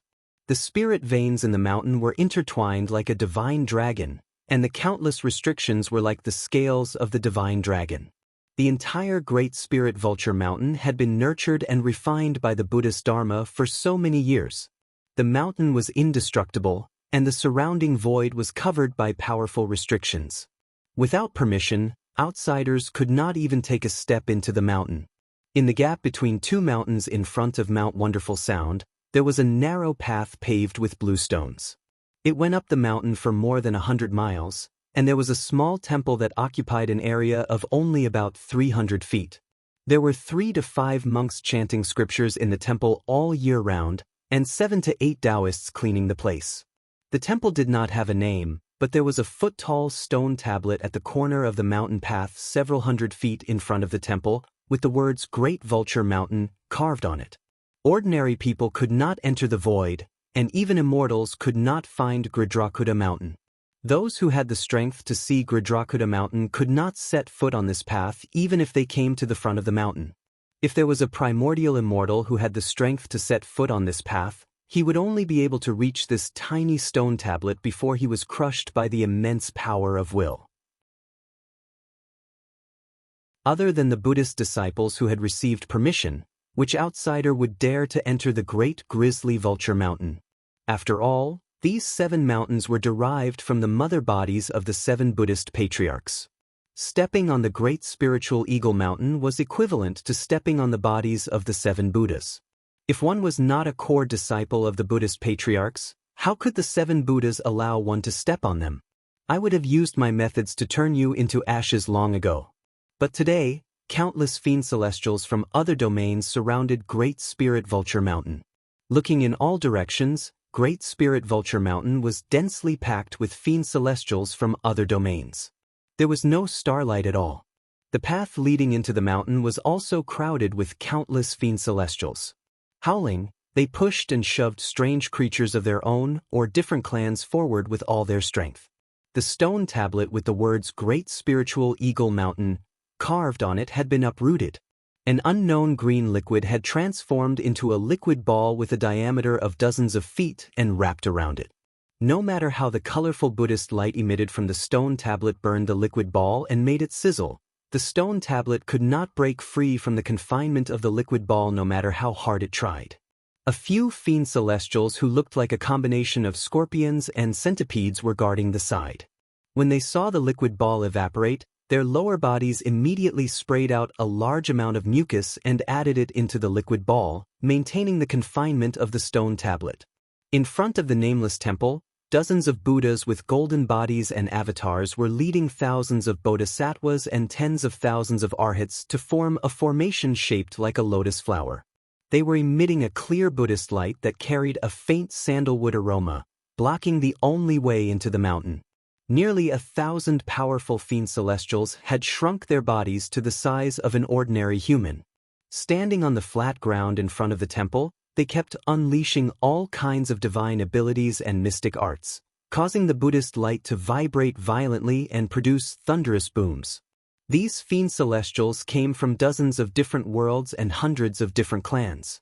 Their cultivation bases were extremely strong, and if they were fighting one-on-one, they could easily kill these dozens of Buddhas. But the cultivation techniques of Buddhist League were best at defense. The dozens of Buddhas and their disciples formed a Buddhist formation, emitting the Buddhist light of sandalwood infinite merit to seal off the mountain entrance. Their Buddhist light was not as simple as 1 + 1 = 2, but multiplied by several times. And when these fiend celestials attacked, it was extremely messy. They had no order and did not know how to cooperate. They only relied on their ferocious aura to crazily tear apart the flexible Buddhist light in front of them. Although the Buddhist light was vibrating violently, there was always a time gap between their attacks, giving these Buddhas time to catch their breaths, allowing them to rapidly repair the damaged Buddhist light and barely maintain the integrity of the Buddhist light. In the countless Buddhist forests on the 7 mountains, billions of sons of Buddhas chanted Buddhist mantras at the same time. Massive psyche force came surging through the air as billions of sons of Buddhas, either from 100 or thousands of reincarnations, injected into the bodies of these dozens of Buddhas. Although there were only dozens of Buddhas attacking, it was no different than all the Buddhist Vedanta stationed in the entire Great Gridrakuta Mountain attacking at the same time. With 1,000 fiend celestials fighting against countless sons of Buddhas, even though these fiend celestials had an absolute advantage in cultivation bases, they still could not tear through the layer of Buddhist light that looked extremely thin, even thinner than a strand of hair. The fiend celestials howled anxiously. They stared at the dozens of Buddhas in front of them through the water-clear Buddhist light, like starving wolves who had seen a delicious white sheep, but could not eat it no matter how hard they tried. Saliva sprayed out from their mouths as they attacked the Buddhist light with all their strength. All kinds of attacks that were completely different from the spells of Pangu world came one after another. Blood, rotten flesh, dirty blood, pus, all sorts of attacks were thrown out. The thin Buddhist light looked like it could shatter at any time, but it still firmly kept them out. Just as the stalemate was about to end, a greedy and brutal roar was heard. The bodies of over 1,000 fiend celestials froze at the same time. Carefully, they took a few steps back, vigilantly looking at the fiend celestials who were rushing towards them from the mountain path behind them. They were like rabbits who had heard the cry of an eagle. The fear that came from the depths of their souls made them subconsciously step aside. Suddenly, the fiend celestials on the mountain path were sent flying away while screaming. A strange fiend celestial, who was 10 miles tall, with a huge head that took up a third of his body, and a pair of arms that took up another third of his body, and his entire body was covered in countless pustules, crazily waved his fists and rushed towards them. All fiend celestials along the way were sent flying away by him, and those who were hit head-on by his fists were all smashed to pieces. Howling, he rushed to the front of the Buddhist light, then suddenly gave a weird laugh. Behind the Buddhist light, the Buddhas looked at the strange fiend celestial with vigilance. They secretly performed incantation gestures and injected the last bit of Buddhist power in their bodies into the Buddhist light. Instinctively, these Buddhas sensed the strangeness of this fiend celestial, that he had the ability to threaten their lives. The strange fiend celestial panted violently. Gnashing his teeth, he stared at the Buddhas behind the Buddhist light and murmured in a low voice, "Meat!" The faces of the Buddhas were filled with anger. They were the top existences in the Buddhist League, except for those reclusive great virtues. But in the eyes of this fiend celestial, they were just a pile of meat to fill his stomach. In the middle of them, a Buddha, who stood about 18 feet tall, cried out in a low voice, "How dare you, you evil creature? I know." He raised his hand, and a crimson Buddhist light sprayed out. Amidst the light, a shadow that looked like a vajra could be vaguely seen flashing across. The Buddhist light sprinkled on the fiend celestial's body. A loud boom rang out, and the skin in the middle of the fiend celestial's forehead caved in by hundreds of feet. But the skin bounced back and there was no wound at all. Laughing strangely, the fiend celestial raised his arms, took a deep breath, and smashed them down at the Buddhist light with all his might. Time and space froze and everything froze in that instant. Only the two arms of the devil god were slowly smashing towards the treasured light released by the Buddha. But as time and space froze, the power of faith transmitted by countless Buddhist cultivators on the Great Vulture Mountains suddenly froze. Two disproportioned arms smashed heavily on the Treasure Light Mountain.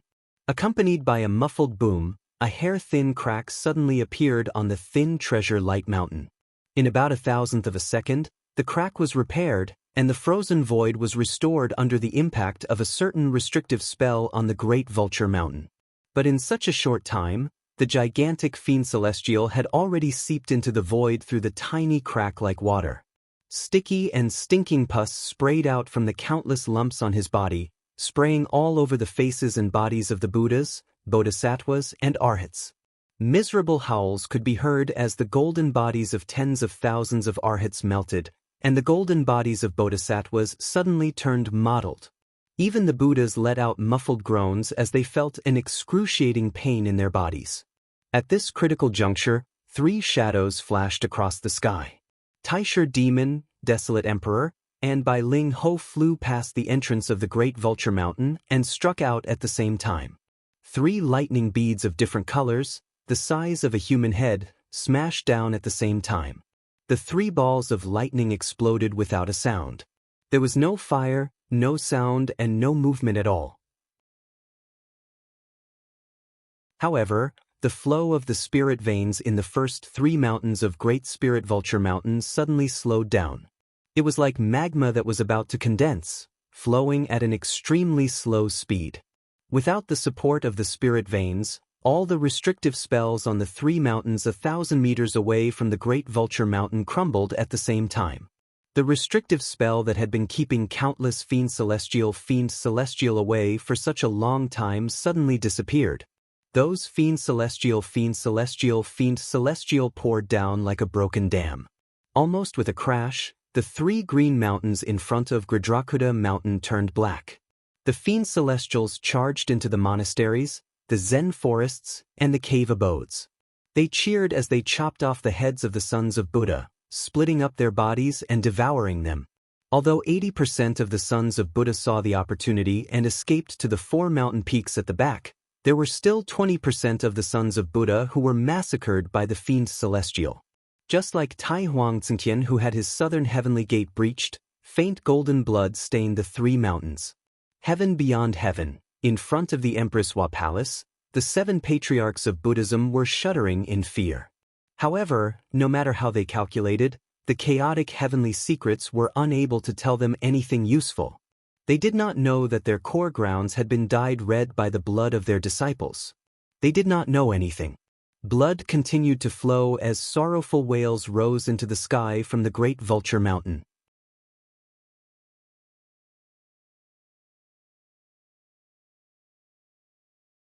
Chapter 989.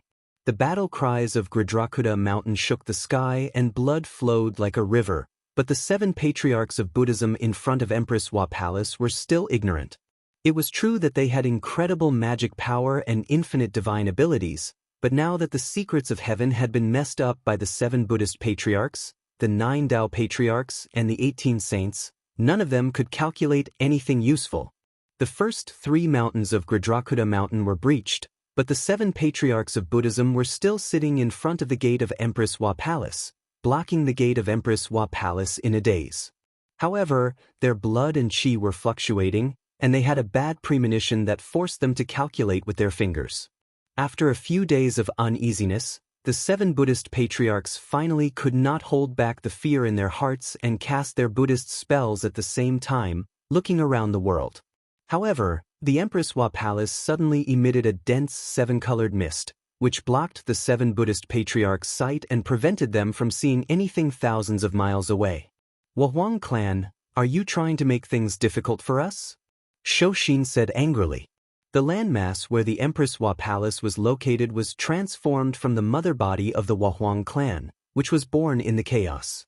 The whole landmass and the Empress Hua Palace were one, and had long been refined by the Huang clan into a spiritual treasure. However, the Huang clan did not like to fight with others, and this spiritual treasure was only a purely defensive treasure.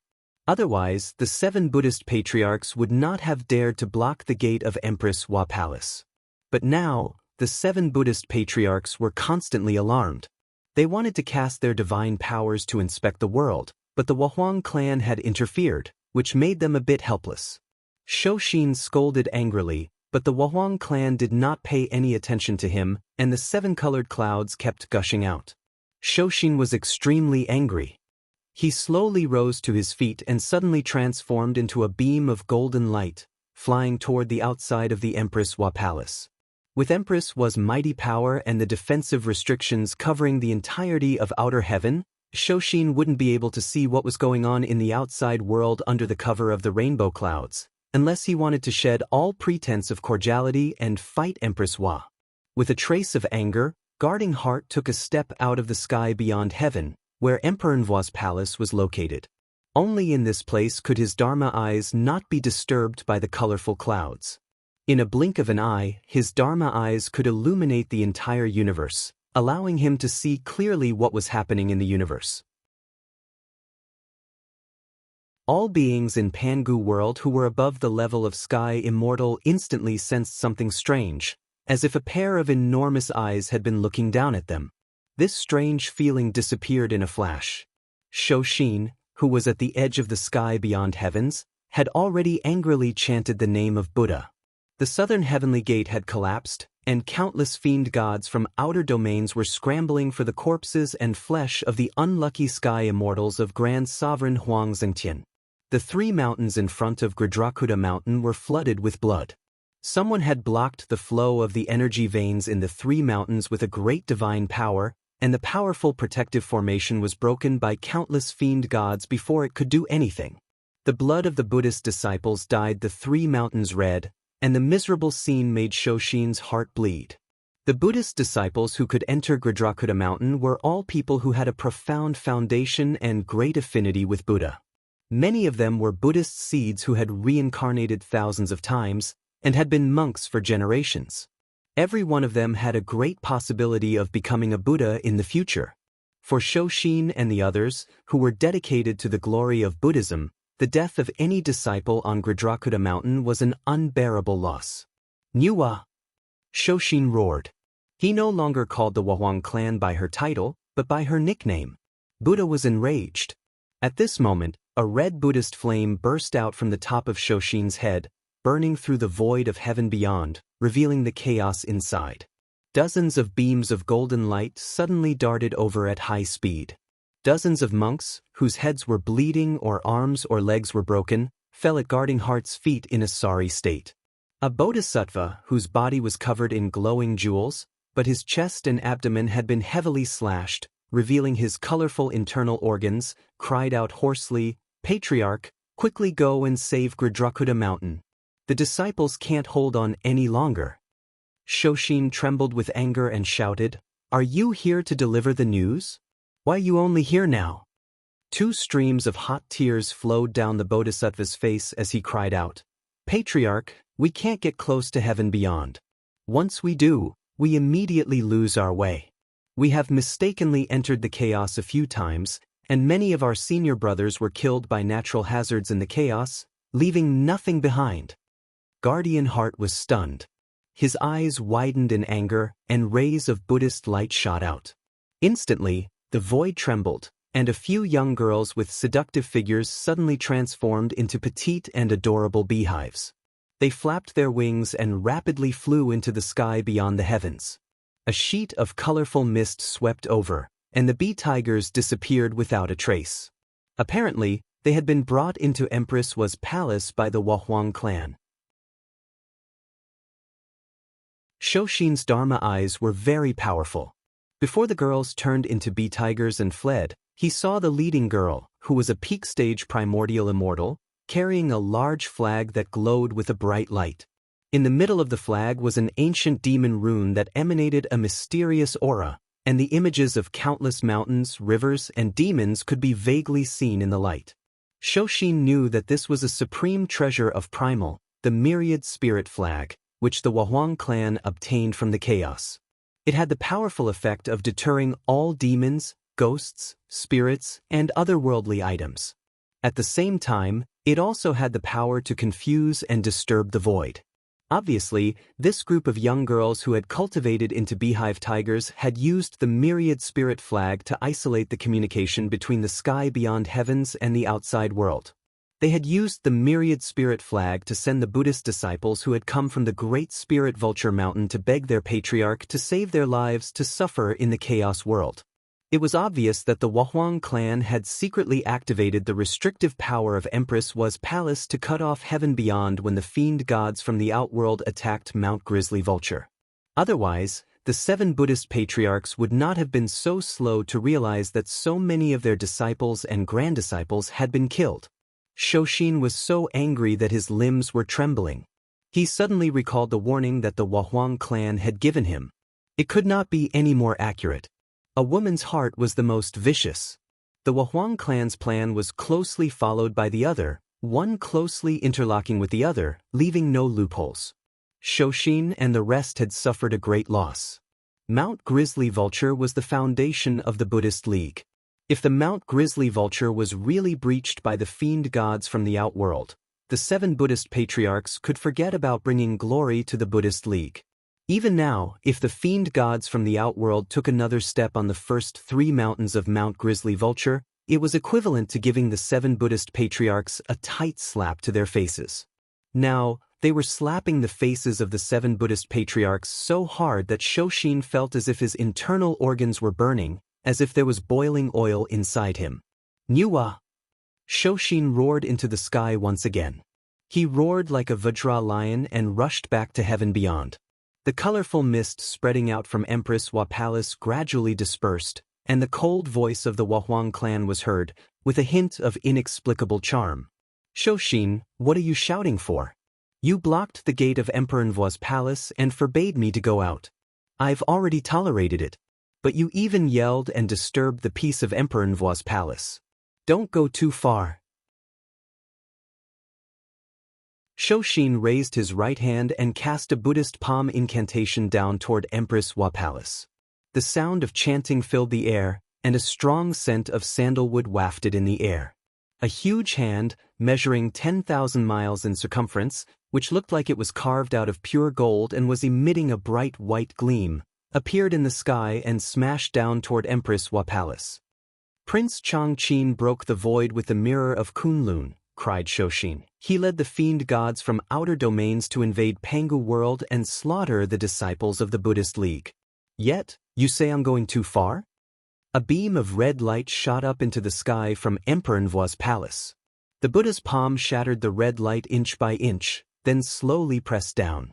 However, the golden glow of the Buddhist palm was gradually worn away and dimmed. Finally, when it was about to press down on Empress Hua Palace, a new beam of red light rushed out and shattered the Buddhist palm. From this, it could be seen that the cultivation base of the Huang clan was indeed much weaker than that of Shoshin. A casual palm strike from Shoshin required 2 consecutive strikes from the Huang clan with the help of Empress Hua Palace, a defensive spirit artifact, to neutralize it. The cold voice of the Huang clan rang out slowly. Shoshin, since your name is Shoshin, you should ask your conscience.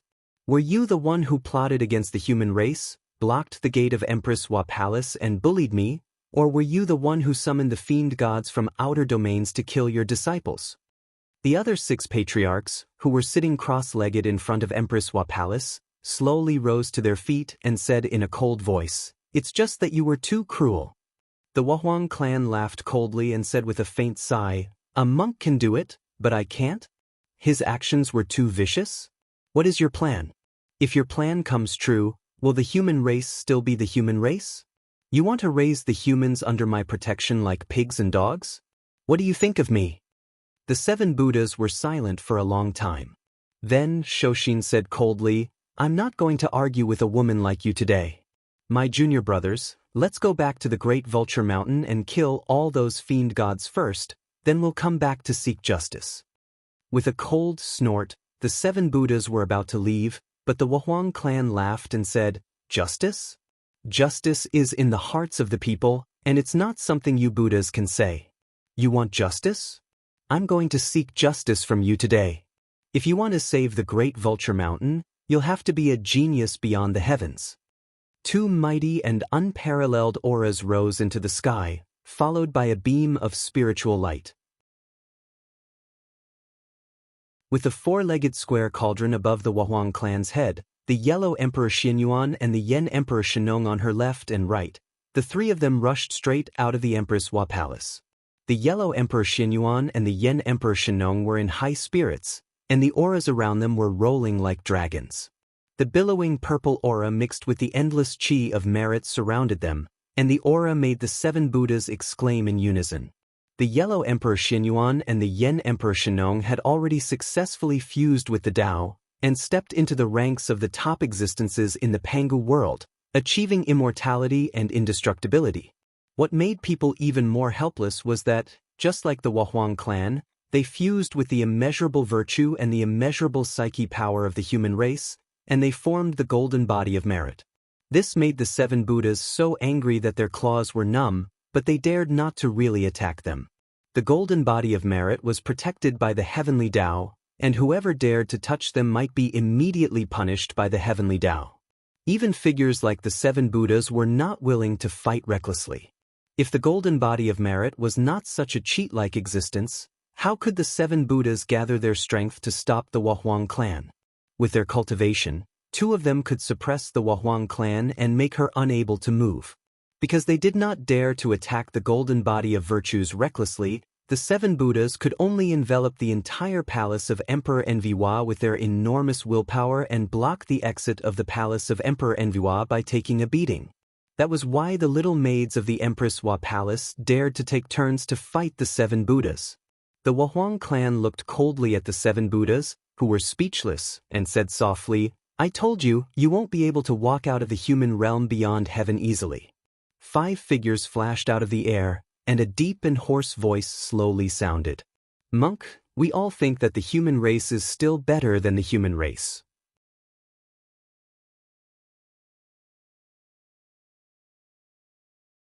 Chapter 990. He was Taoist Crimson, one of Taoist Longbrowd's 3 first disciples. His cultivation base had reached the first tier of the Tao-breaking realm, and he was kind and warm-hearted. He had an excellent reputation in the Tao League. The 9 Daozu sat cross-legged around the list, their faces solemn. More than 90% of their divine sense was immersed in it. Ever since Pangu created the world and the 9 patriarchs of the Tao League fused with the Tao, the general trend of Pangu world had been planned, plotted, and driven by them. The chaos fiend gods falling like rain was something that they could easily calculate. The 33 heavens shook, and suddenly, Taoist Longbrowd's furious roar rang out from within the Daluocean. Above the 33 heavens was the supreme Daluocean. Once these souls were conferred as gods, the entire Pangu world would fall into the hands of the Tao League. But this time, they were going to become gods in Pangu world, and the vast Pangu continent needed a powerful artifact that could control and monitor the entire Pangu world to refine the investiture of gods. Therefore, the 9 Daozu had joined hands and refined the supreme treasure of primal used by the celestial court to monitor Pangu continent into the investiture of gods, which was also the ultimate version of the countless investiture of gods. There were 36 entrances to the Taoist palace, and each entrance had 9 palaces from left to right. Starting from the first hall, the further back one went, the taller the hall in the middle became. The last hall in the middle of the Taoist palace was more like a tower than a hall.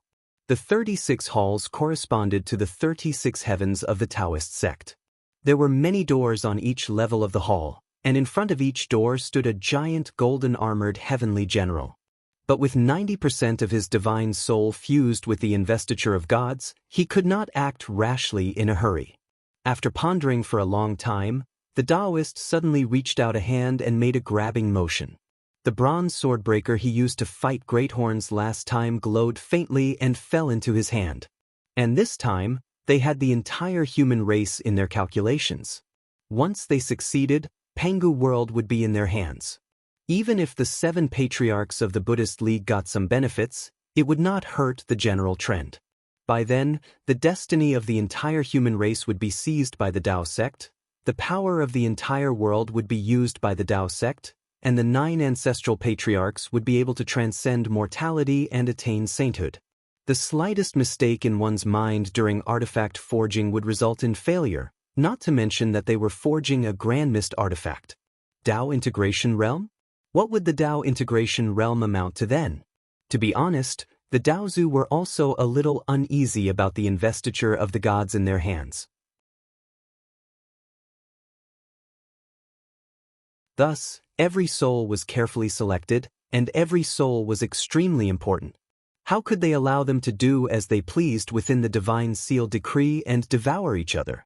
The 9 Daozu were preparing the souls for apotheosis.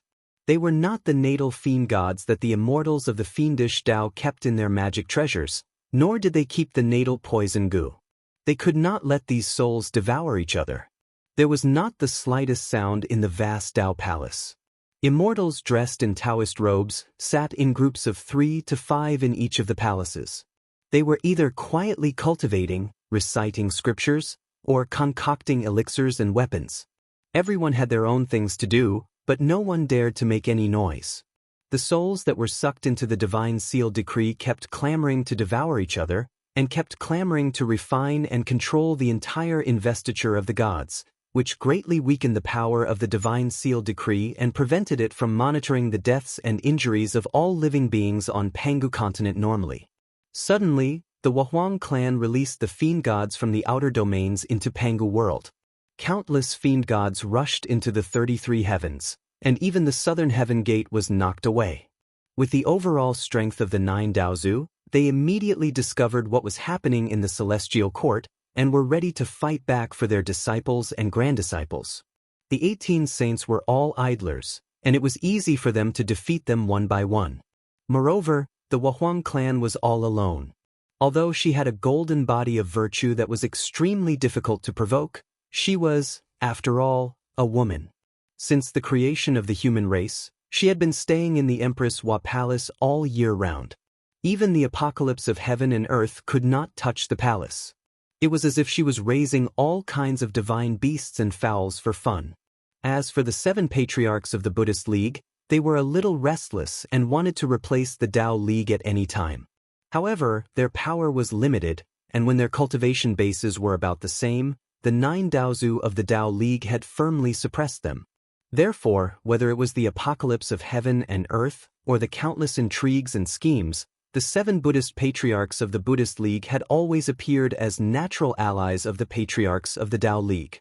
The investiture of the gods, which was used to monitor Pangu continent and absorb souls to prepare for investiture, had lost most of its power. How could the 9 Daozu accept that? However, the investiture of the gods used in all the investiture of gods in the mortal world was a temporary substitute with lesser power. After all, how big was the earth? How small was the territory of the Shang dynasty? There were only about 300 so-called celestial lords. So, why would they need a powerful investiture of the gods? Perhaps, as Wu Qi had expected, the 9 Daozu had been busy comprehending the heavenly secrets and improving their cultivation bases all year round. They had been running around and plotting against this and that, and they had been busy with endless tasks. Therefore, in addition to their formidable overall strength, their level of artifact refinement was not that great. This was the Palace of Tao Origin. As the name suggested, it was the origin of the Tao League in Pangu world. Just like the Great Vulture Mountain, those who could cultivate in this palace were the most important figures in the Tao League. Not to mention others, even the 6 heavens and earths of the celestial court were ranked last in the Palace of Tao Origin. One could imagine how many wonderful figures of the Tao League were hiding in this palace. However, the investiture of the gods was crafted by the 9 of them together. If they wanted to control it, they had to inject their divine souls into the investiture of the gods at the same time. This was simply a trap that he had woven for himself, and he was tightly trapped in it. However, for the great plan of controlling Pangu world, for the sake of saving their faces, the 9 Daozu had no choice but to swallow the pain and inject 90% of their divine souls into the investiture of the gods to control this strange chaos treasure. A priest with white hair and a white beard, who had a kind face and was wrapped in a clear mist, slowly stood up. The god investiture of the gods had been practiced countless times in the mortal world, and every time, the result was good. The earth, where Wu Qi was born, had also practiced the god investiture of the gods at the turn of the Shang and Zhou dynasties. That time, the long-browed Daozu had even split his primordial spirit to direct the god investiture of the gods himself, and perfectly completed that great plan. That was the last god investiture of the Tao League and the Buddhism League in the mortal world. However, the 9 Daozu were not powerful enough, so they joined hands to forge the god investiture of the gods together. As a result, they succeeded in making the investiture of the gods. However, this god investiture of the gods had quite a lot of flaws. After all, the 9 Daozu worked together. Even though they had lived together for countless years and were almost telepathically connected, they couldn't keep their minds perfectly when forging the god investiture of the gods. This god investiture of the gods was the greatest weapon that the 9 Daozu of Tao used to trap the humankind this time. Originally, all the external conditions were within their calculations, and there were no loopholes. However, the biggest loophole was precisely the 9 patriarchs of Tao sect themselves. The Palace of Tao Origin was entirely cyan gray, like a volcano, containing an inexhaustible heat. It could erupt at any time and shake the entire Pangu world. The key to opening this volcano were the 9 Daozu. Everything in the Palace of Tao Origin was under their control. It could even be said that before today, the entire Pangu world was under the control of the 9 Daozu. Because of the greatly weakened power of the god investiture, Wu Qi was severely injured by the counterforce when he destroyed a soul for the first time, but remained unharmed after that. Of course, Wu Qi had isolated the aura with the fiend-slaying sword formation, but it also had something to do with the greatly weakened power of the god investiture. In the last courtyard of the Palace of Tao Origin, on the top floor of the tallest hall, a golden light enveloped the entire hall. Within the golden light was a vibrating purple god investiture. A large number of figures were faintly visible on the god investiture, while countless twisted characters flashed down from the god investiture from time to time. These characters seemed to be human names, with the names of some stars vaguely marked behind them. "Qi Cheng, take the god-whipping whip and kill all those evil creatures," said the long-browed Taoist with a cold grin. "They have invaded Pangu world, but they have delivered themselves to us. Choose those with stronger cultivation bases and kill as many as you can, so that you can accumulate some virtues." When the god investiture absorbed the first soul, the soul of Lord Baoong, the crown prince of the celestial court, who was killed by Wu Qi as a sacrifice, it began to change. The soul that was sucked into the god investiture almost instinctively wanted to control and occupy the god investiture, and as the god investiture kept sucking in more souls from Pangu continent, the competition inside reached a fever pitch that could make anyone collapse. Not to mention that they were allowed to occupy the god investiture. If this were to get out, it would be a joke, and the 9 Daozu could not afford to lose face like this. Above the boundless purple mist, a simple and heavy Tao palace was steadily carried on the backs of 4 sacred beasts. The azure dragon in the east, the vermilion bird in the south, the white tiger in the west, and the black tortoise in the north, all 4 sacred beasts were about 1,000 miles long, and a vast light was radiating from their backs, which turned into a thick light wheel, on which stood the Tao Palace. Especially this time, they were working together to refine a supreme artifact of primal, which they were going to turn into the ultimate version of the god investiture, which would have all kinds of unimaginable functions. It was an extremely huge project, and if any step went wrong, there would be unpredictable changes. So, when Lord Boang's soul began to refine the god investiture, one of the Daozu immediately stopped him with great magic power. But the good times did not last long. More and more souls entered the god investiture. While devouring each other, they racked their brains to try to occupy the god investiture, which drove the Daozu crazy. Now, the god investiture had stored the souls of hundreds of thousands of people. Only a few of them had the fate to be conferred as celestial lords, but the others were also very important candidates. They would be conferred as mountain gods and water gods of the mountains and rivers of Pangu continent, as well as city gods and land gods of the various cities. This system of clergy had been practiced by the celestial court for countless years in the mortal world, and it had long been proven to be a mature, reliable, strict, and highly controllable system. After receiving the whip with both hands, Taoist Scarlet bowed to Taoist Long Eyebrows, then transformed into a beam of light and flew out of the palace of Tao Origin. Not to mention the importance of the god investiture to their overall plan, just this matter alone would make them lose face. Therefore, the 9 Daozu could only pour their enormous divine souls into the god investiture to deter the countless souls in it and prevent them from devouring and fighting at will. The other was to activate the power of the god investiture so that it could exert its strongest power to monitor the entire Pangu continent. That was where the flaw lay. Standing outside the Daluotian Palace, Taoist Scarlet wielded the whip with all his might and lashed it out. A loud rumble rang out, and the cries of the 6 celestial emperors rang through the heaven and earth. A beam of light descended from the sky and shattered more than 70% of all the immortal spells and restrictive spells in the 33 heavens.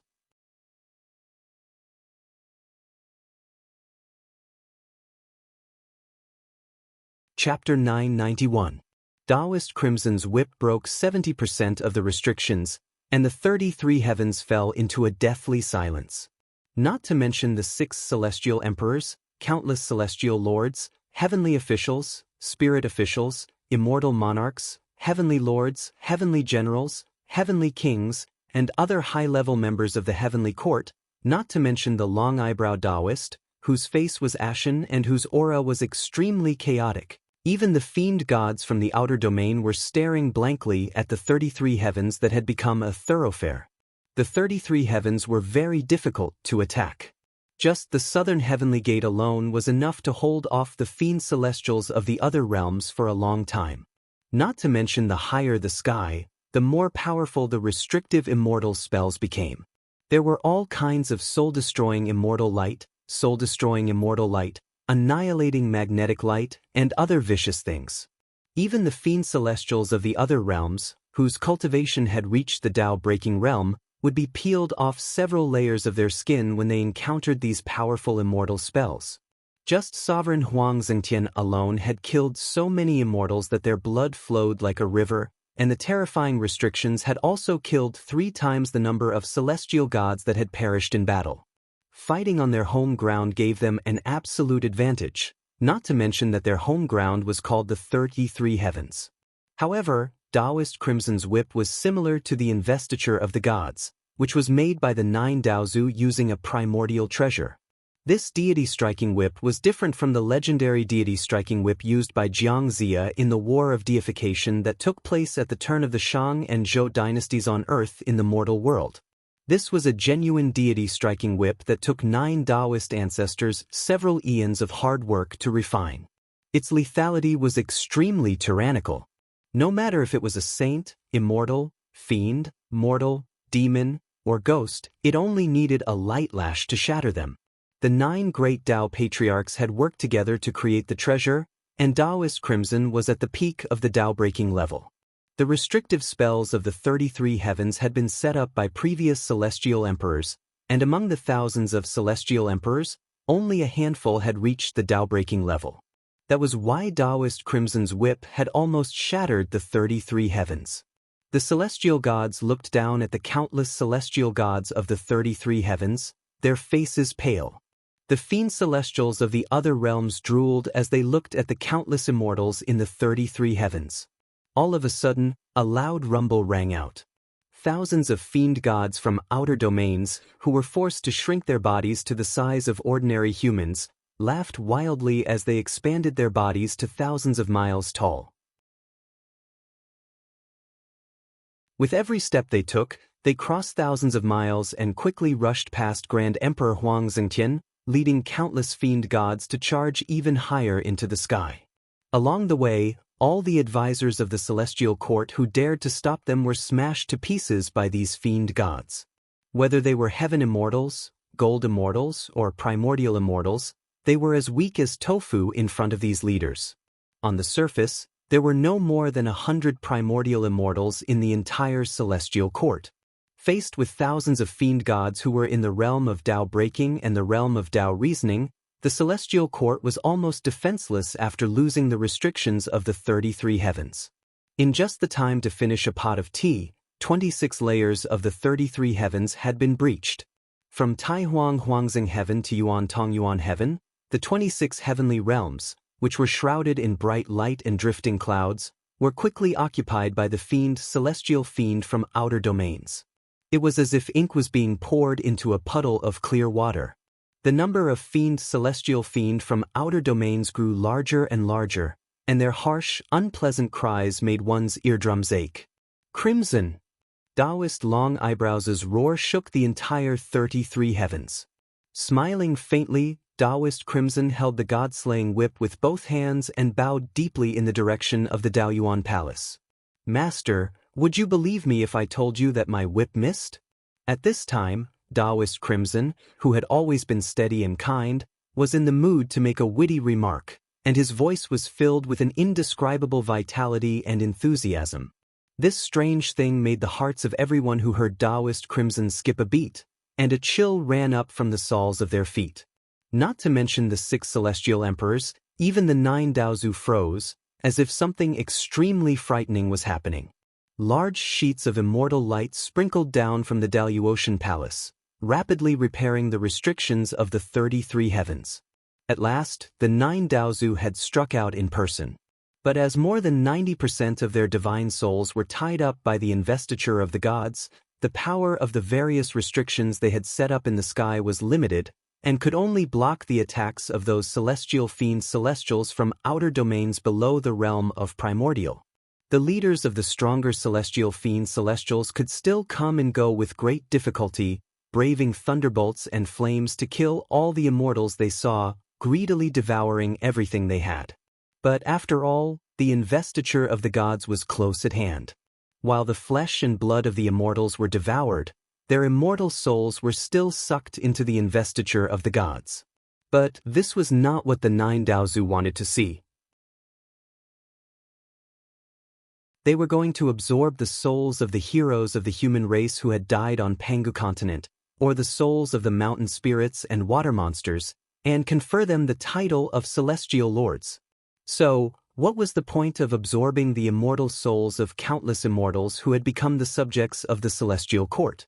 Originally, immortals had the hope of making continuous progress, but once they were conferred the title of celestial lord, their fleshly bodies would be imprisoned by the natal star power of the stars, and it would be difficult for them to make any further progress in the future. How cruel was this for an immortal? How could they be willing to be conferred the title of celestial lord? On top of that, the investiture of the gods had only absorbed a wisp of the true spirit in their immortal souls, and more than 90% of their power had dissipated. So, even if they were possessed, they would have to cultivate for many years to regain their cultivation base and magic power. And where could they find so many bodies with excellent aptitudes to possess? If they were reincarnated, who knew what they would become after that? Not to mention that the Buddhist League was restless now. The Shizo dynasty was still entangled with the Ling dynasty on Pangu continent, and the Buddhist League had planted countless spies in the 6 paths of reincarnation.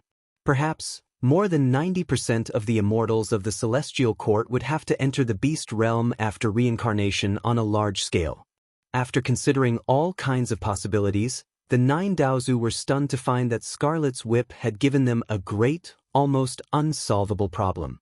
The 26 heavens had almost collapsed, and so many immortals and immortal officials had been lost. They were the elites of the Tao League who had spent countless efforts and time to gather since the current great celestial Emperor Ziwei Lingying ascended to the throne. The whip had basically returned the celestial court to the miserable state it was in at the end of the last apocalypse of heaven and earth. The loss was too heavy. Beams of immortal light kept sprinkling down, quickly repairing the immortal magic and restrictive spells of the 33 heavens. Suddenly, a beam of light fell from above and enveloped Scarlet, who did not resist and let the light suck him back into the palace of Tao origin. In front of the 9 Tao ancestors, Crimson Taoist respectfully returned the god-striking whip to Long Eyebrow Taoist. He cupped his hands and bowed respectfully to Long Eyebrow Taoist. Tao ancestor, the fruit of today is the cause of the past. I hope Tao ancestor will forgive me for my disobedience today. Long Eyebrow Taoist took a deep breath. Instead of calling him master, he called himself Daozu. What was wrong with Scarlet Taoist? His body trembled as he looked at Taoist Crimson. This was one of the 3 prime disciples whom he had painstakingly cultivated and protected over countless eons, allowing him to avoid countless apocalypses of heaven and earth. The Taishang was emotionless, but who could truly be emotionless? Looking at Scarlet Taoist, the long-eyebrowed Taoist felt a sharp pain in his heart, as if someone had torn a bloody wound in it. The long eyebrows Taoist laughed dryly, gritted his teeth, and said, "Chi Cheng. You. Guchen? He? Guchen, you call yourself Guchen?" Looking up at the sky, the long-eyebrowed Taoist tried hard to find the impression of this name in his long-forgotten memory. Crimson Taoist straightened his body and nodded slowly. With a relaxed and relieved smile, Akashiro sighed and said, "Yes, Daozu, do you still remember that fisherman Gu Chen on the bank of the Chushui River?" Daozu said that Gu Chen was destined to become an immortal, and disregarding Gu Chen's wish, he forcibly took Gu Chen as his disciple. The long-eyebrowed Taoist's face turned pale. Trembling, he stared at Scarlet Taoist and said, "Fisherman Gu Chen, you are already an immortal, so why do you still remember what happened back then?" "Fisherman Gu Chen, hee, after all these years, how have I treated you?" You, Fisherman Gu Chen. Good. Looking at the long-eyebrowed Taoist, Scarlet Taoist sighed and said, "It's true that immortals are free and unfettered, and live a long life, but Guchen does not want to be an immortal. He only wants to be a human being." Sighing softly, Scarlet Taoist continued in an intoxicated manner, "Master, junior brothers, you have been immersed in the boundless heavenly Tao day and night, calling yourselves the Taishang and emotionless immortal. You have been meditating in the palace of Tao origin or in the outer heaven immortal mountain, just to improve your cultivation base, magic power, divine soul, and everything that can be improved. You have no parents, no wife, and no children, standing high above the masses, regarding all living beings as ants." With a sigh, Scarlet Taoist looked up at the ceiling and said in a low voice, "And I still remember my wife, my son, my dog, and my boat on the river of Chu. When I woke up in the morning, I caught a fat fish, filled a pot of water with water, and stewed a pot of fish soup. I watched the morning mist dissipate, watched the morning glow rise, watched my wife and children play, and the yellow dog howl happily. How happy was that?" The faces of the 9 Daozu darkened as they stared at Scarlet Taoist as if they had just seen a ghost. What Scarlet Taoist said had completely overturned something in them, and at the same time, aroused some of the deepest fear in their hearts. Glancing around, he glanced at the 9 Daozu, then at the dozens of Daozu's premier disciples, over 200 true disciples, and nearly 1,000 personal disciples who had rushed here after hearing the news. Scarlet Taoist chuckled and said, "We regard all living beings as ants. Yes, ants have a short lifespan. In the time we spend in seclusion, perhaps the human emperors of Pangu continent will change 3 to 5 generations. We stand high above the masses, and with a casual strike, we can turn thousands of cities into dust. We have countless disciples, and second junior brother, I reckon that you have nearly 100 ancestral masters who founded your sect, and countless disciples and grand disciples, right?" A black-bearded Taoist nodded silently, his expression strange as he looked at Scarlet Taoist. Scarlet Taoist nodded and said, "Yes, we have countless disciples and grand disciples, and we even have disciples who have broken through to the realm of Tao breaking. Primordial immortals are our grand disciples, and gold immortals are our grand disciples. With a single order, the 9 heavens will tremble, and the outer heavenly realms and even Pangu continent will be shaken by our thunderbolts and flames." With a wry smile, Scarlet Taoist shook his head and said, "We stand high above the masses and regard all living beings as ants. But, putting aside the 9 Daozu, do you still remember the pain, sorrow, and joy you experienced when you were ants? Do you still remember the flowers in spring, the green grass in summer, the golden wind in autumn, and the white snow in winter? Do you still remember all the flavors? Do you still remember your parents when you were human? Do you still remember your relatives when you were human? Do you still remember your old friends when you were human? What are you trying to do?" Taoist long brows interrupted Scarlet Taoist. Looking at him, Scarlet Taoist sighed and said, "I don't want to be an immortal, but a human." After a long silence, Taoist long brows clenched his jaw and asked word by word, "How many people like you are there in Tao League?" Scarlet Taoist smiled and said softly, "You'll have to ask Goddess Nuwa about that." There was a dead silence in the palace of Tao origin. The faces of the 9 Daozu were ashen.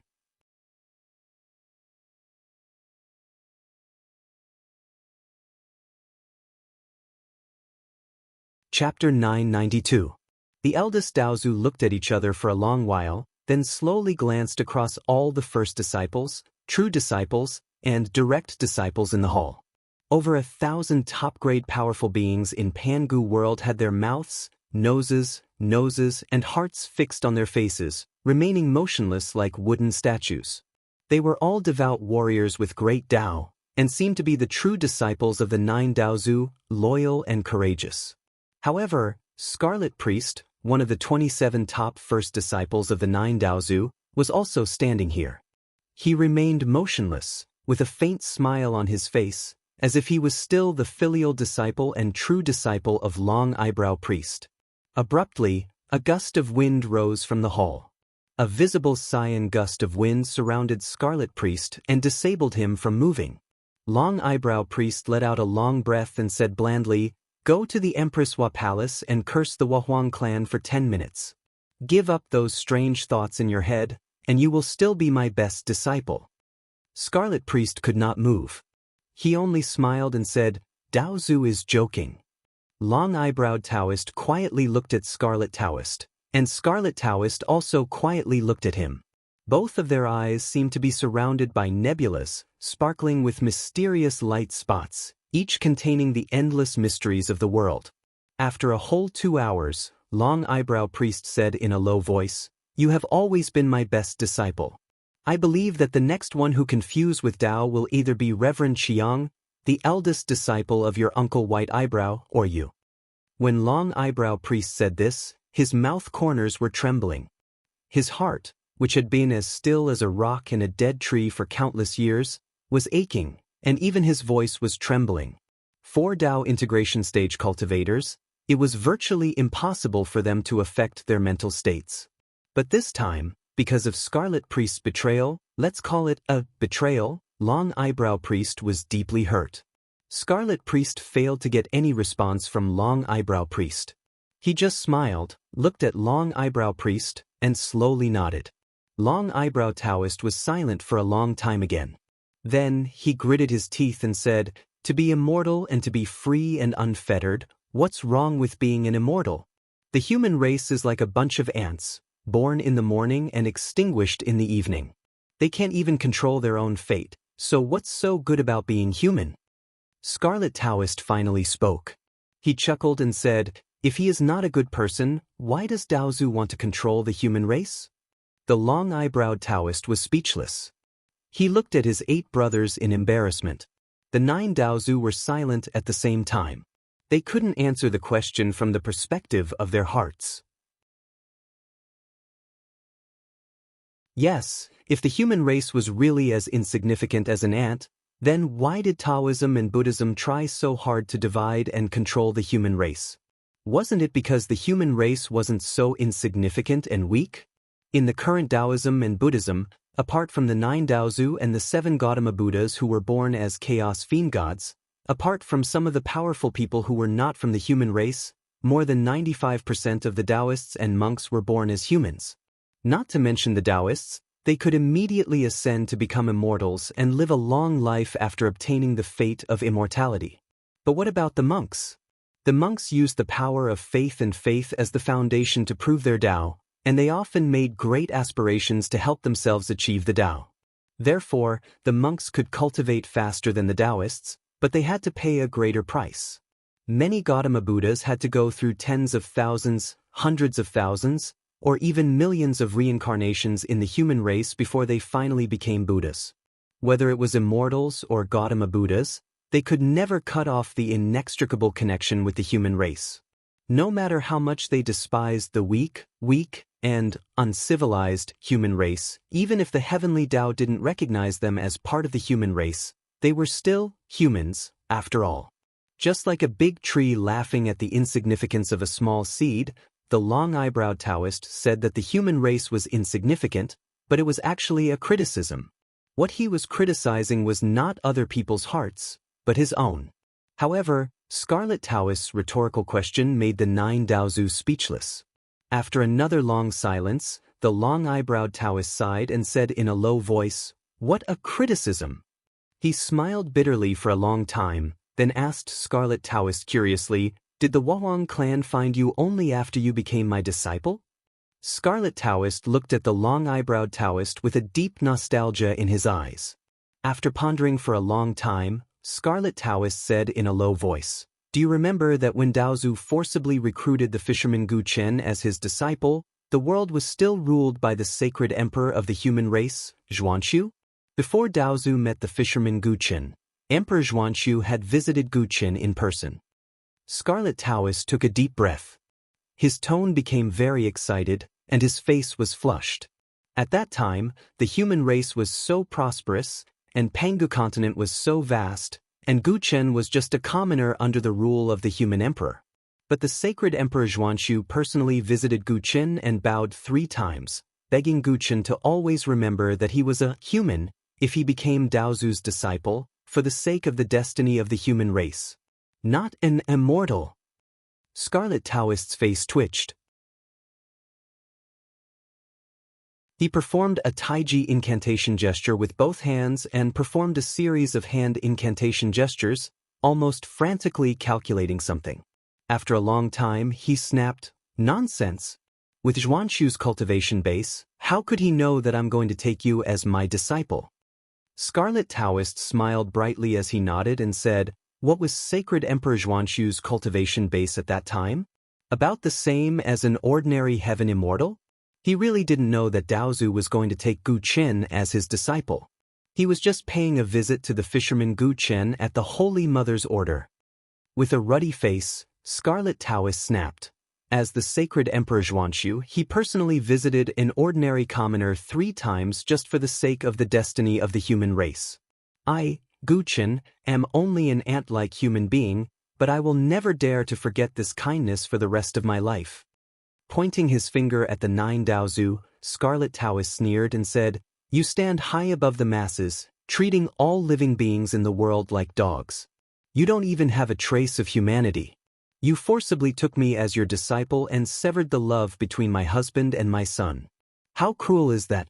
The Holy Mother of the human race, the 3 emperors, and the 5 emperors, treated all the people in the world as if they were their own parents. They protected the human race for countless generations, but they never asked for anything from us." Scarlet Taoist smiled proudly as he stared at Long Eyebrow Taoist and said coldly, "How can I repay such kindness? I can only die a horrible death. Today, I'll teach you a lesson, you arrogant, heartless, and conceited people." Long Eyebrow Taoist coughed out a mouthful of blood. Trembling, he pointed his finger at Scarlet Taoist and snapped, "We're heartless." Scarlet Taoist remained silent for a long while. At last, he nodded slowly and said, "How can that be compared to the kindness of the human race?" Long Eyebrow Taoist raised his right hand and cried out, "Good, good, good. The kindness of the human race, the kindness of the human race. Hee, Huang clan actually predicted that I would take you as my disciple? Hee, with your talent." The raging Long Eyebrow Taoist calmed down abruptly and said blandly, "I see. Huang clan is in charge of the cauldron. With her power, of course she can monitor human beings. Who can hide their talent from her? I see. She sent Zhuanshu to visit those top-grade geniuses of the human race in advance. Of course, no matter who I take as my disciple, he will fall into her trap." Sighing slightly, Long Eyebrow Taoist nodded to the other 8 Daozu and said, "We've underestimated her." "Indeed, we've underestimated Huang clan," said White Eyebrow Taoist, who had a pair of silver-white eyebrows and was the number 1 among the 9 Daozu. Long Eyebrow Taoist sighed again. Looking at Scarlet Taoist, he said in a deep voice, "In your next life, you can still be my disciple." Scarlet Taoist chuckled and said, all right, I've had enough of this life. Please, Daozu, spare Gu Chen, and let him be a mortal man for the rest of his life. How can you know the happiness of a mortal man?" The long-browed Taoist's expression flickered. Taoist Crimson would never be willing to be his disciple again, not even in his next life. The long-browed Taoist had suffered a crushing defeat in this battle against Huang. They had lost completely and utterly. They didn't even have the slightest chance to save their face. Sneering, Long Eyebrow Taoist said blandly, "In this way, you won't even have the chance to be a mortal man in your next life." Scarlet Taoist narrowed his eyes and smiled. Slightly shaking his head, he carelessly began to sing a simple melody. It was a folk song, but filled with a surging vitality. At first, he was a bit out of practice, but soon he began to sing aloud. Amidst his song, there were creaking sounds of boats, rushing water, fish eagles spreading their wings, and a beautiful and hardworking woman hurriedly casting a fishing net. A drop of purple tear slowly trickled down from the corner of Long Eyebrow Taoist's left eye, instantly transforming into a purple lotus that rose into the air and floated above his head. Sighing slightly, Long Eyebrow Taoist gently lowered his raised right hand. Immediately, the golden body of Scarlet Taoist, which had been tempered through countless trials and tribulations, shattered, transforming into countless streams of purple light and dissipating in the air. A hazy silhouette floated in the hall as Long Eyebrow Taoist said harshly, "I'm asking you for the last time, Scarlet, do you regret it? Are you willing to become my disciple again?" Scarlet Taoist laughed out loud and said, "Please, Daozu, just call me Gu Chen. Even if my soul perishes, even if my flesh and bones turn into mud, I only want to be a human being. Daozu, Daozu, I, Gu Chen, the fisherman, am a man of flesh and blood, with feelings and desires. I don't want to be an immortal who stands high above the masses and regards all living beings as ants. I only want to be a human being." Long Eyebrow Taoist laughed coldly and said, "You're abandoning yourself to depravity, you're courting death." With a flick of his finger, a thunderbolt struck towards Scarlet Taoist's divine soul.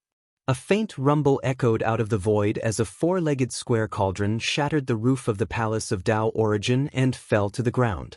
A beam of light shone out of the cauldron and sprinkled on Scarlet Taoist's divine soul. Scarlet Taoist's divine soul disintegrated, and only a wisp of his soul was sent into transmigration. Before Long Eyebrow Taoist and the other few Daozu could do anything to the four-legged square cauldron, the myriad spirit cauldron, the origin treasure of Pangu world, an unusual change had taken place in the 33 heavens that made Long Eyebrow Taoist cough 3 liters of blood again. Scarlet Taoist had hundreds of trusted disciples under his wing, and many of them were primordial immortals. When Scarlet Taoist's cry of, "I only want to be a human being," resounded through the 36 heavens of Taoism, hundreds of thousands of people from Scarlet City threw away all their magical treasures, took off all their immortal clothes and crowns, laughed and cheered in unison, and detonated their immortal bodies. The cauldron emitted a boundless light that enveloped the souls of these immortals, sending them all into transmigration. The terrible self-detonation of these immortals completely shattered all the restrictive spells in the 33 heavens and killed countless immortals of the celestial court.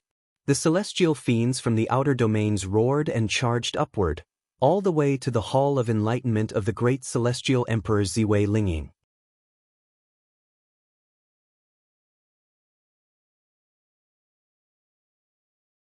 Chapter 993.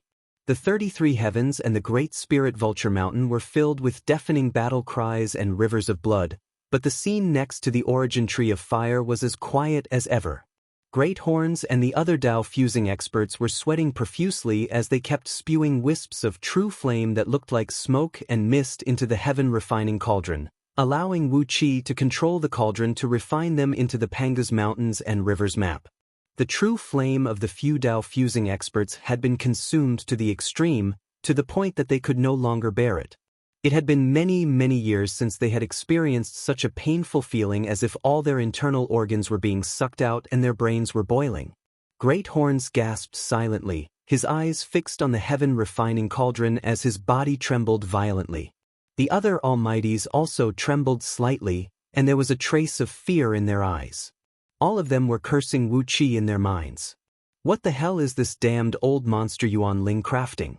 How could he control the true flame of a few Tao fusing experts to refine magic treasures with just his cultivation base at the peak of the Tao-breaking realm? Although only a few years had passed in the outside world, millions of years had passed inside the Dark Een Celestial Tower, where Wu Qi, Great Horns, and the others had worked together to speed up time. The cauldron had been spewing the true flame for millions of years, and the cauldron had been plundering the true flame of Great Horns and the others. Even though they had all reached the realm of Tao fusing and possessed boundless magic power, they were still tormented by the cauldron. The cauldron and the few things inside it were devouring every wisp of power in Great Horns and the others like a black hole. What puzzled them even more was that Wu Qi was not crafting a treasure that could restrain the apotheosis treasures of the 7 Buddhist patriarchs and 9 Tao patriarchs. They could understand why he kept throwing all kinds of rare materials into the cauldron, but what was Wu Qi doing by throwing all kinds of herbs into it from time to time? For this concoction, Great Horns and the others had offered everything they had. In addition to countless rare ores, there were also innate and acquired supreme-grade herbs. They knew some of the herbs and didn't know some of the herbs. However, what Wu Qi put in was not only the herbs they took out, but also some rare materials collected from the primordial heavenly woods in Yuan Ling's nether realm. On top of that, it was not just one thing that kept drawing their power, but many things.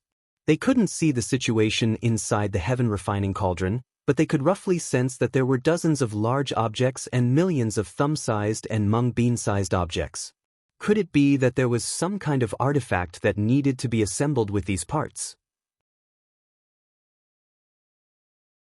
Great Horns and the others had only opened 5 or 6 of them when it came to artifact crafting and pill concocting, so they naturally had no right to speak in front of Wu Qi.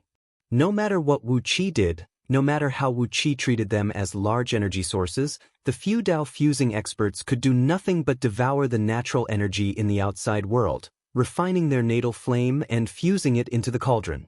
But as time went by, the devouring force in the cauldron skyrocketed, giving Great Horns and the others the illusion that their bone marrow was being pulled out. What kind of freakish artifact could require such a powerful force to support it? Great Horns's mouth was wide open, with a long tongue hanging from the corner of his mouth and drool dripping down from it. He had made up his mind that when the concoction was over, he would give Wu Qi a good beating. Otherwise, he would not be able to vent his anger. How many years had it been since he fused with the Dao? Who could make a Dao fusing expert work like a dog? Wu Qi had done it. All of a sudden, Wu Qi, who had been throwing all kinds of materials and herbs into the cauldron for millions of years, rose to his feet and stepped into the cauldron. All of a sudden, Wu Qi's body turned illusory and turned into a cloud of rich natural energy. Except for the largest object in the cauldron, all the other small objects had fused into Wu Qi's body, turning into a misty mass of primal energy that kept spinning. Wu Qi was smuggling. Great Horns and the others had provided Wu Qi with their natal flames so that he could craft the Panga's map to fight against the 7 Buddhist patriarchs and 9 Dao patriarchs. But Wu Qi felt that it was a waste of time to just sit there and do nothing while crafting a supreme artifact of primal. In his previous life, Yuan Ling had wanted to improve his fleshly body to the level of invincibility with the Heaven Refining Unity Art, the most powerful and bizarre chapter of the Heaven Refining Grand Magic he had comprehended, and truly reached the realm of the strongest fleshly body among all Chaos Fiend gods. But in his previous life, Yuan Ling's cultivation base was not very strong. He had worked hard for a long time, but he could not gather all the materials he needed, and he did not have enough cultivation base to melt the materials he obtained. But this time, he had a few mighty Dao fusing experts to selflessly provide him with their natal true flames, and countless materials to waste at his will. Wu Qi immediately thought of the last chapter of the Heaven Refining Grand Magic, the Heaven Refining Unity Art. During the hundreds of years of boring refinement, Wu Qi had used 50% of their natal flame to craft magical treasures, and the other 50% to cultivate the Heaven Refining Unity Art. In any case, although these guys were Dao fusing experts, they basically knew nothing about alchemy and artifact refinement, so they had to endure whatever Wu Qi did. For millions of years, Wu Qi had been controlling the natal flame of Great Horns and the others, refining and purifying their flames. The first wisp of innate thievery energy permeated the surroundings at all times, and by analyzing their natal flame, Wu Qi had gradually mastered their innate divine abilities and the various great Daos of heaven and earth they had comprehended. The true flame of a Dao integration stage mighty figure was extremely precious. They wouldn't use it for no good reason, and they certainly wouldn't allow outsiders to see what their true flame looked like. But by chance, Great Horns and the others had offered their natal flame to Wu Qi when he was crafting magical treasures this time. The natal true flame was the fusion of one's spirit, energy, and soul with the great Dao of heaven and earth. Wu Qi did not steal the spirit, energy, and soul of Great Horns and the others, but he had stolen all the great Dao of heaven and earth in their natal true flame over the past millions of years. It was like how Great Horns and the others had taught Wu Qi their great Daos for millions of years, but they had never taught their disciples with such dedication. At this moment, the few almighty experts' comprehension of the great Daos had merged into one in Wu Qi's body. In Pangu world, when it came to the mastery of the great Daos, even the 7 Buddhist patriarchs and the 9 Dao patriarchs could not compare to Wu Qi. Because of the continuous improvement of his cultivation base, Wu Qi's divine sense had reached the level of Tao-fusing realm, and his magic power and cultivation base were as profound as the ocean. His magic power and cultivation base were as vast and unfathomable as the ocean. The so-called peak-level Tao-breaking experts were no match for him. At this moment, he could be described as a half-step Tao-fusing expert. But, after absorbing the insights of the heavenly Tao from great horns and others, Wu Qi had many other thoughts on when and how to fuse with the Tao, and whether or not to do it. Inside Heaven Refining Cauldron, dozens of powerful magical artifacts that were almost as powerful as chaotic spirit treasures were absorbed by Wu Qi before they could take shape, and a huge number of spirit pills of various colors were swallowed by Wu Qi in one gulp.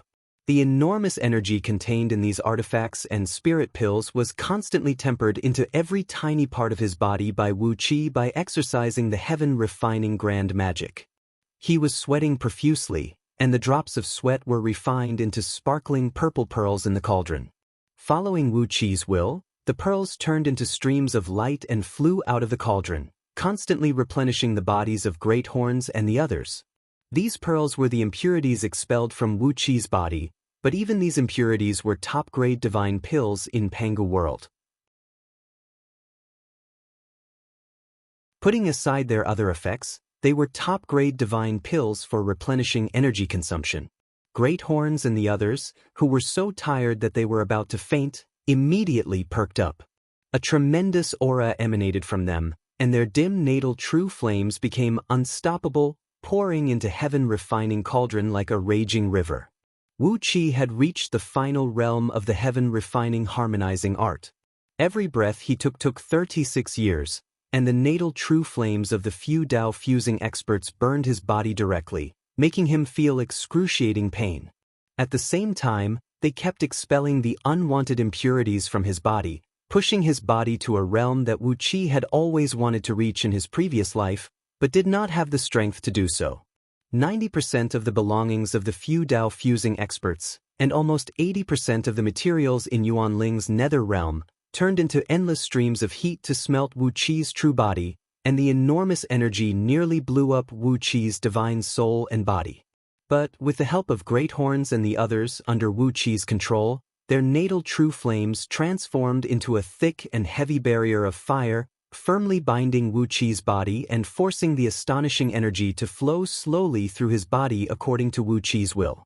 One purple pearl after another flew out of Heaven Refining Cauldron and fused into the bodies of great horns and the others, while the natal true flames poured in from the outside world frantically tempered Wu Qi's body. A mass of hostility accumulated in Wu Qi's chest as his cultivation technique gradually reached the Mahayana level. The visible impurities in his body turned into pearls and flew out, while the invisible impurities turned into the mass of hostility and piled up in his chest. Like a nuclear fusion reaction, as the hostility grew, a dazzling light gradually burst out of Wu Qi's chest, and the terrible heat even forced the natal true flames of great horns and the others to disperse in all directions. Flames spewed out of Wu Qi's pores, bringing out the last bit of impurities in his body. Inside Heaven Refining Cauldron, a mass of dark mist was spinning slowly. It was the mass of energy Wu Qi had refined into Pangu's map of mountains and rivers for millions of years. Just like the chaos before the creation of heaven and earth, this mass of energy contained the true form of the magical treasure Wu Qi wanted to craft, and he was just waiting for an opportunity to break it. All of a sudden, Wu Qi opened his mouth and unleashed a raging flame of hostility, smashing fiercely onto the mass of energy. Thunderclaps echoed out of Heaven Refining Cauldron, each of which lasted for 49 years. After a total of 1 yuan worth of thunderclaps, Wu Qi suddenly cried out, "Freeze!" The cauldron trembled violently, and then a column of flame towered into the sky.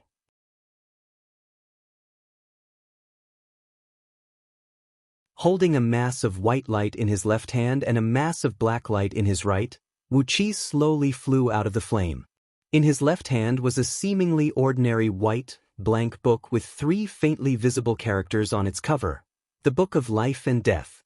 Amidst the black light in his right hand was a black writing brush that emanated an eerie chill, and the shaft of the brush was also engraved with 3 sinister characters: Soul Hook Brush. The treasure that Wu Qi used to fight against the investiture of the gods was finally completed.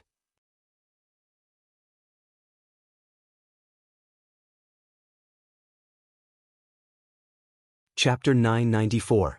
The Book of Life and Death and the Soul Hook Pen. The 2 treasures were one, and as soon as they appeared, all the natural energy in Pangu world began to fluctuate like a tidal wave. Auspicious light and auspicious energy fluttered chaotically through the void. On the 33 heavens and Great Spirit Vulture Mountain, the demon gods that were wreaking havoc on the countless planets in the outer realms all looked up in astonishment at the auspicious light dancing in the sky. An aura that made them uneasy was echoing across Pangu continent. But even the strongest celestial fiend gods from the outer heavenly realms could not sense where the aura came from or what it meant. The 2 treasures were crafted with the Pangu's map, which was indeed made from the cornea of the great Saint Pangu, fused with the eyelids of both eyes. Wu Qi separated the eyelids, turning his left eye into the Book of Life and Death and his right eye into the Soul Hook Pen. In Pangu world, all the information of the living beings with Pangu world's natural energy was recorded in the Book of Life and Death. With a gentle wave of the black Soul Hook Pen in his right hand, the pages of the Book of Life and Death in his left hand turned quickly. The Book of Life and Death seemed to be only as thick as a finger, but it had countless pages. Each page was filled with tiny, pitch-black characters. According to the positions of the stars in the universe, Pangu world was divided into several regions, each corresponding to the void in the outer heavenly realms and a continent on Pangu continent. According to the regions, the Book of Life and Death listed the lifespans of humans, immortals, ghosts, monsters, demons, insects, fishes, birds, beasts, flowers, trees, and many other living beings. As Wu Qi waved the pen, the Book of Life and Death stopped abruptly, and the information of Emperor Haozuan was marked on the first page. Emperor Haozuan, the human emperor of the human race, was born in the city of Liangzhu in Yuxiong Plain on Pangu continent. He was born with 120 years of lifespan and had consumed a spirit fruit to prolong his life by 3 eons. Now, he had 74,594 years left. The Soul Hook Pen touched Emperor Haozuan's name, and the names of the spirit fruits he had consumed to prolong his life, as well as when he had consumed them. All the information flew out of the Book of Life and Death, turning into a small light screen that hovered in front of everyone. Great Horns happily punched Wu Qi in the chest and laughed. "Brother, it's finally done. Hey, let's celebrate." Great Horns said it was a celebration, but he had used all his strength in the punch, hoping to beat Wu Qi into a sorry state with this punch. After all, he had been frantically extracting Great Horns' natal true flame over the past tens of millions of years, and he had almost drained him dry.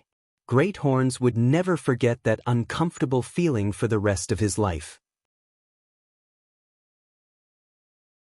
Therefore, as soon as Wu Qi finished crafting 2 extraordinary treasures, Great Horns took a deep breath and regained all his strength in a flash, then threw out a punch. Wu Qi didn't even look at Great Horns. He stood firmly where he was and let Great Horns' fist slam into his chest, followed by a thunderous bang, which sounded like 2 iron ingots clashing against each other. A buzzing sound came from Wu Qi's chest. His body didn't seem to be made of flesh and blood. Instead, it seemed to be made of gold and iron. Gritting his teeth, Great Horns threw his head back and let out a long howl, his left hand clutching his right fist as he stumbled back dozens of steps. With their sharp eyes, Yao Ling and the other Dao fusing experts saw that Great Horns' right hand below the wrist had been completely deformed, and the flesh and bone were trembling slightly, looking as tender and bouncy as tofu pudding. It was clear that all the tissue structure under the skin of his right fist had been shattered by the counterforce, and the flesh and bone had turned into a ball of something that looked like soy milk. The saints looked at Wu Qi in horror, and Wu Shen cried out, "Yuan Ling, old freak, your fleshly body." Disapprovingly, Wu Qi twisted his neck, producing a series of crisp cracking sounds of his joints.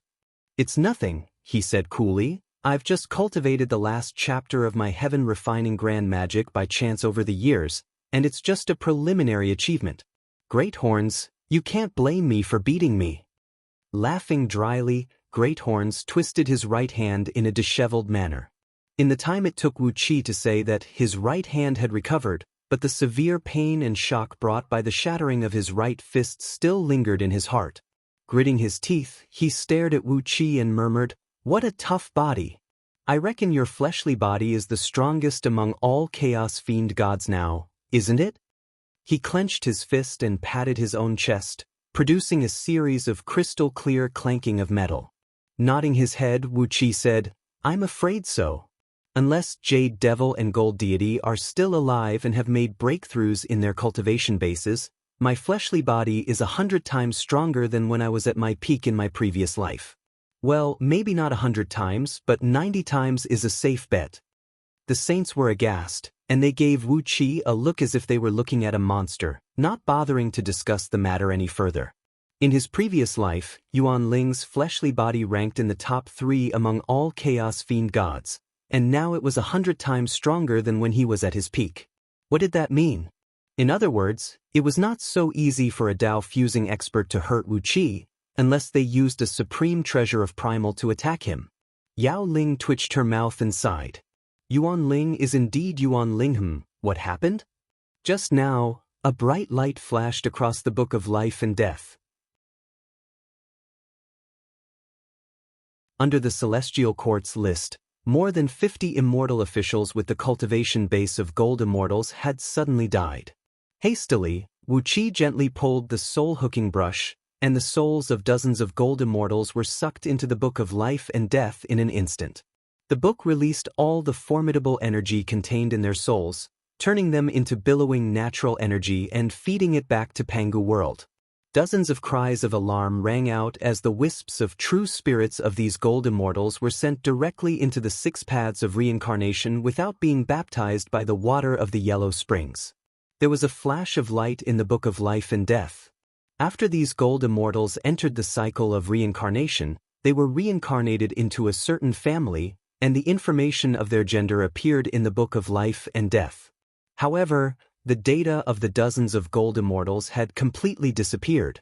The souls of dozens of gold immortals were forcibly sucked into the reincarnation by Wu Qi with the Book of Life and Death and the soul-hooking brush, and the enormous power in their immortal souls was turned into natural energy and fed back to Pangu World.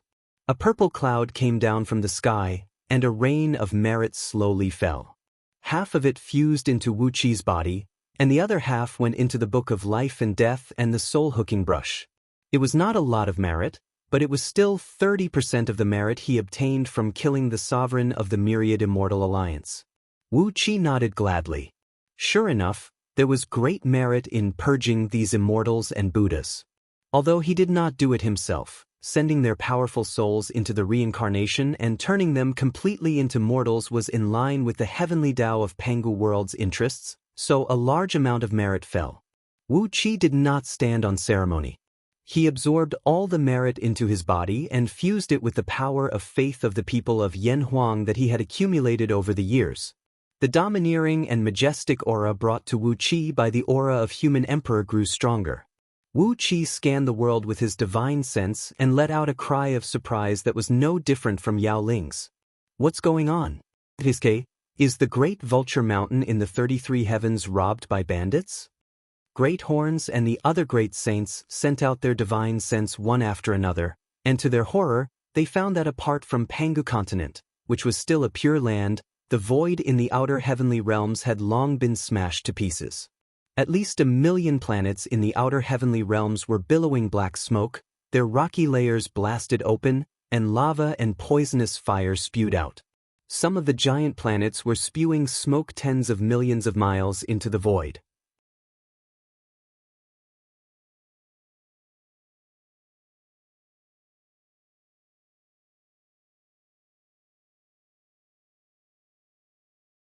A battle that was not very fierce, but extremely fierce, immediately took place in front of them.